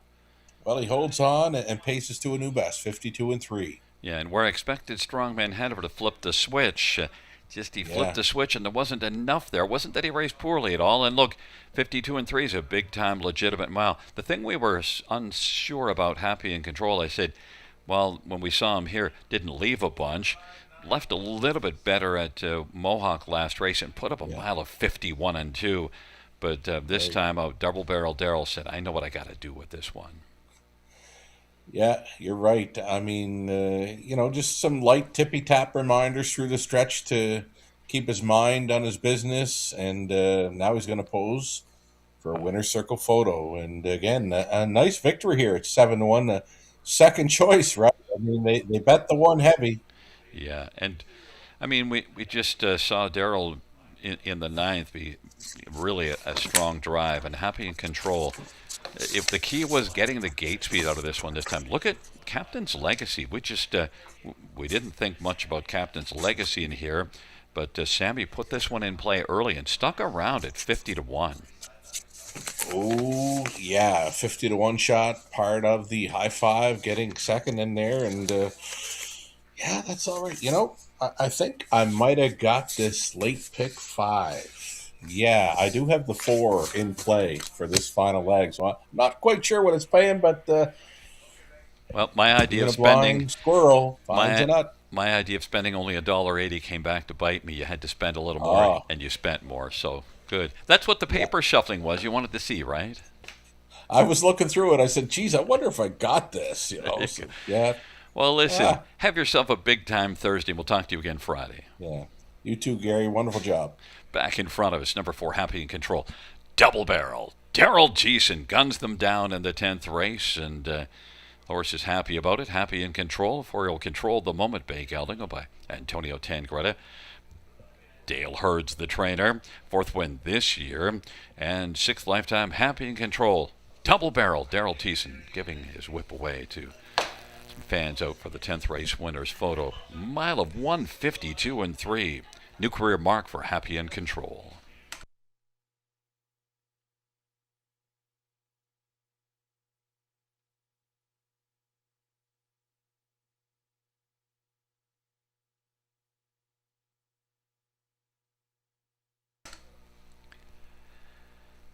Tenth race, number 4, Happy in Control, 1750, 1050, and 520. 5, Captain's Legacy, 5220, 2529. Treasure the Day, 670.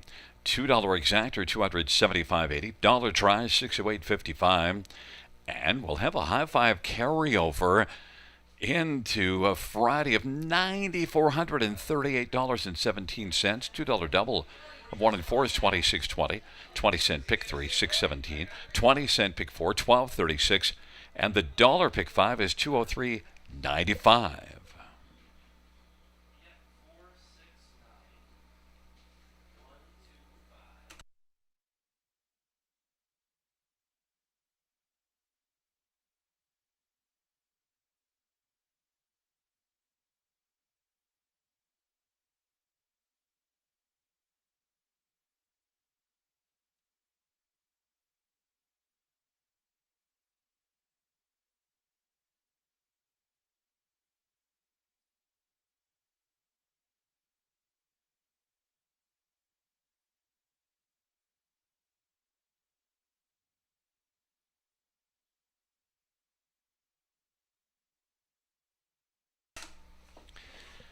Tenth race, order of finish from the top, 469, 125, 783. That's 469, 125, 783 on the bottom. Fans, that concludes the live harness racing program for this Wednesday evening. Action resuming on Friday. Our first dash on Friday will go to post at 6:20 p.m. Buenas noches, amigos. Good night, everybody.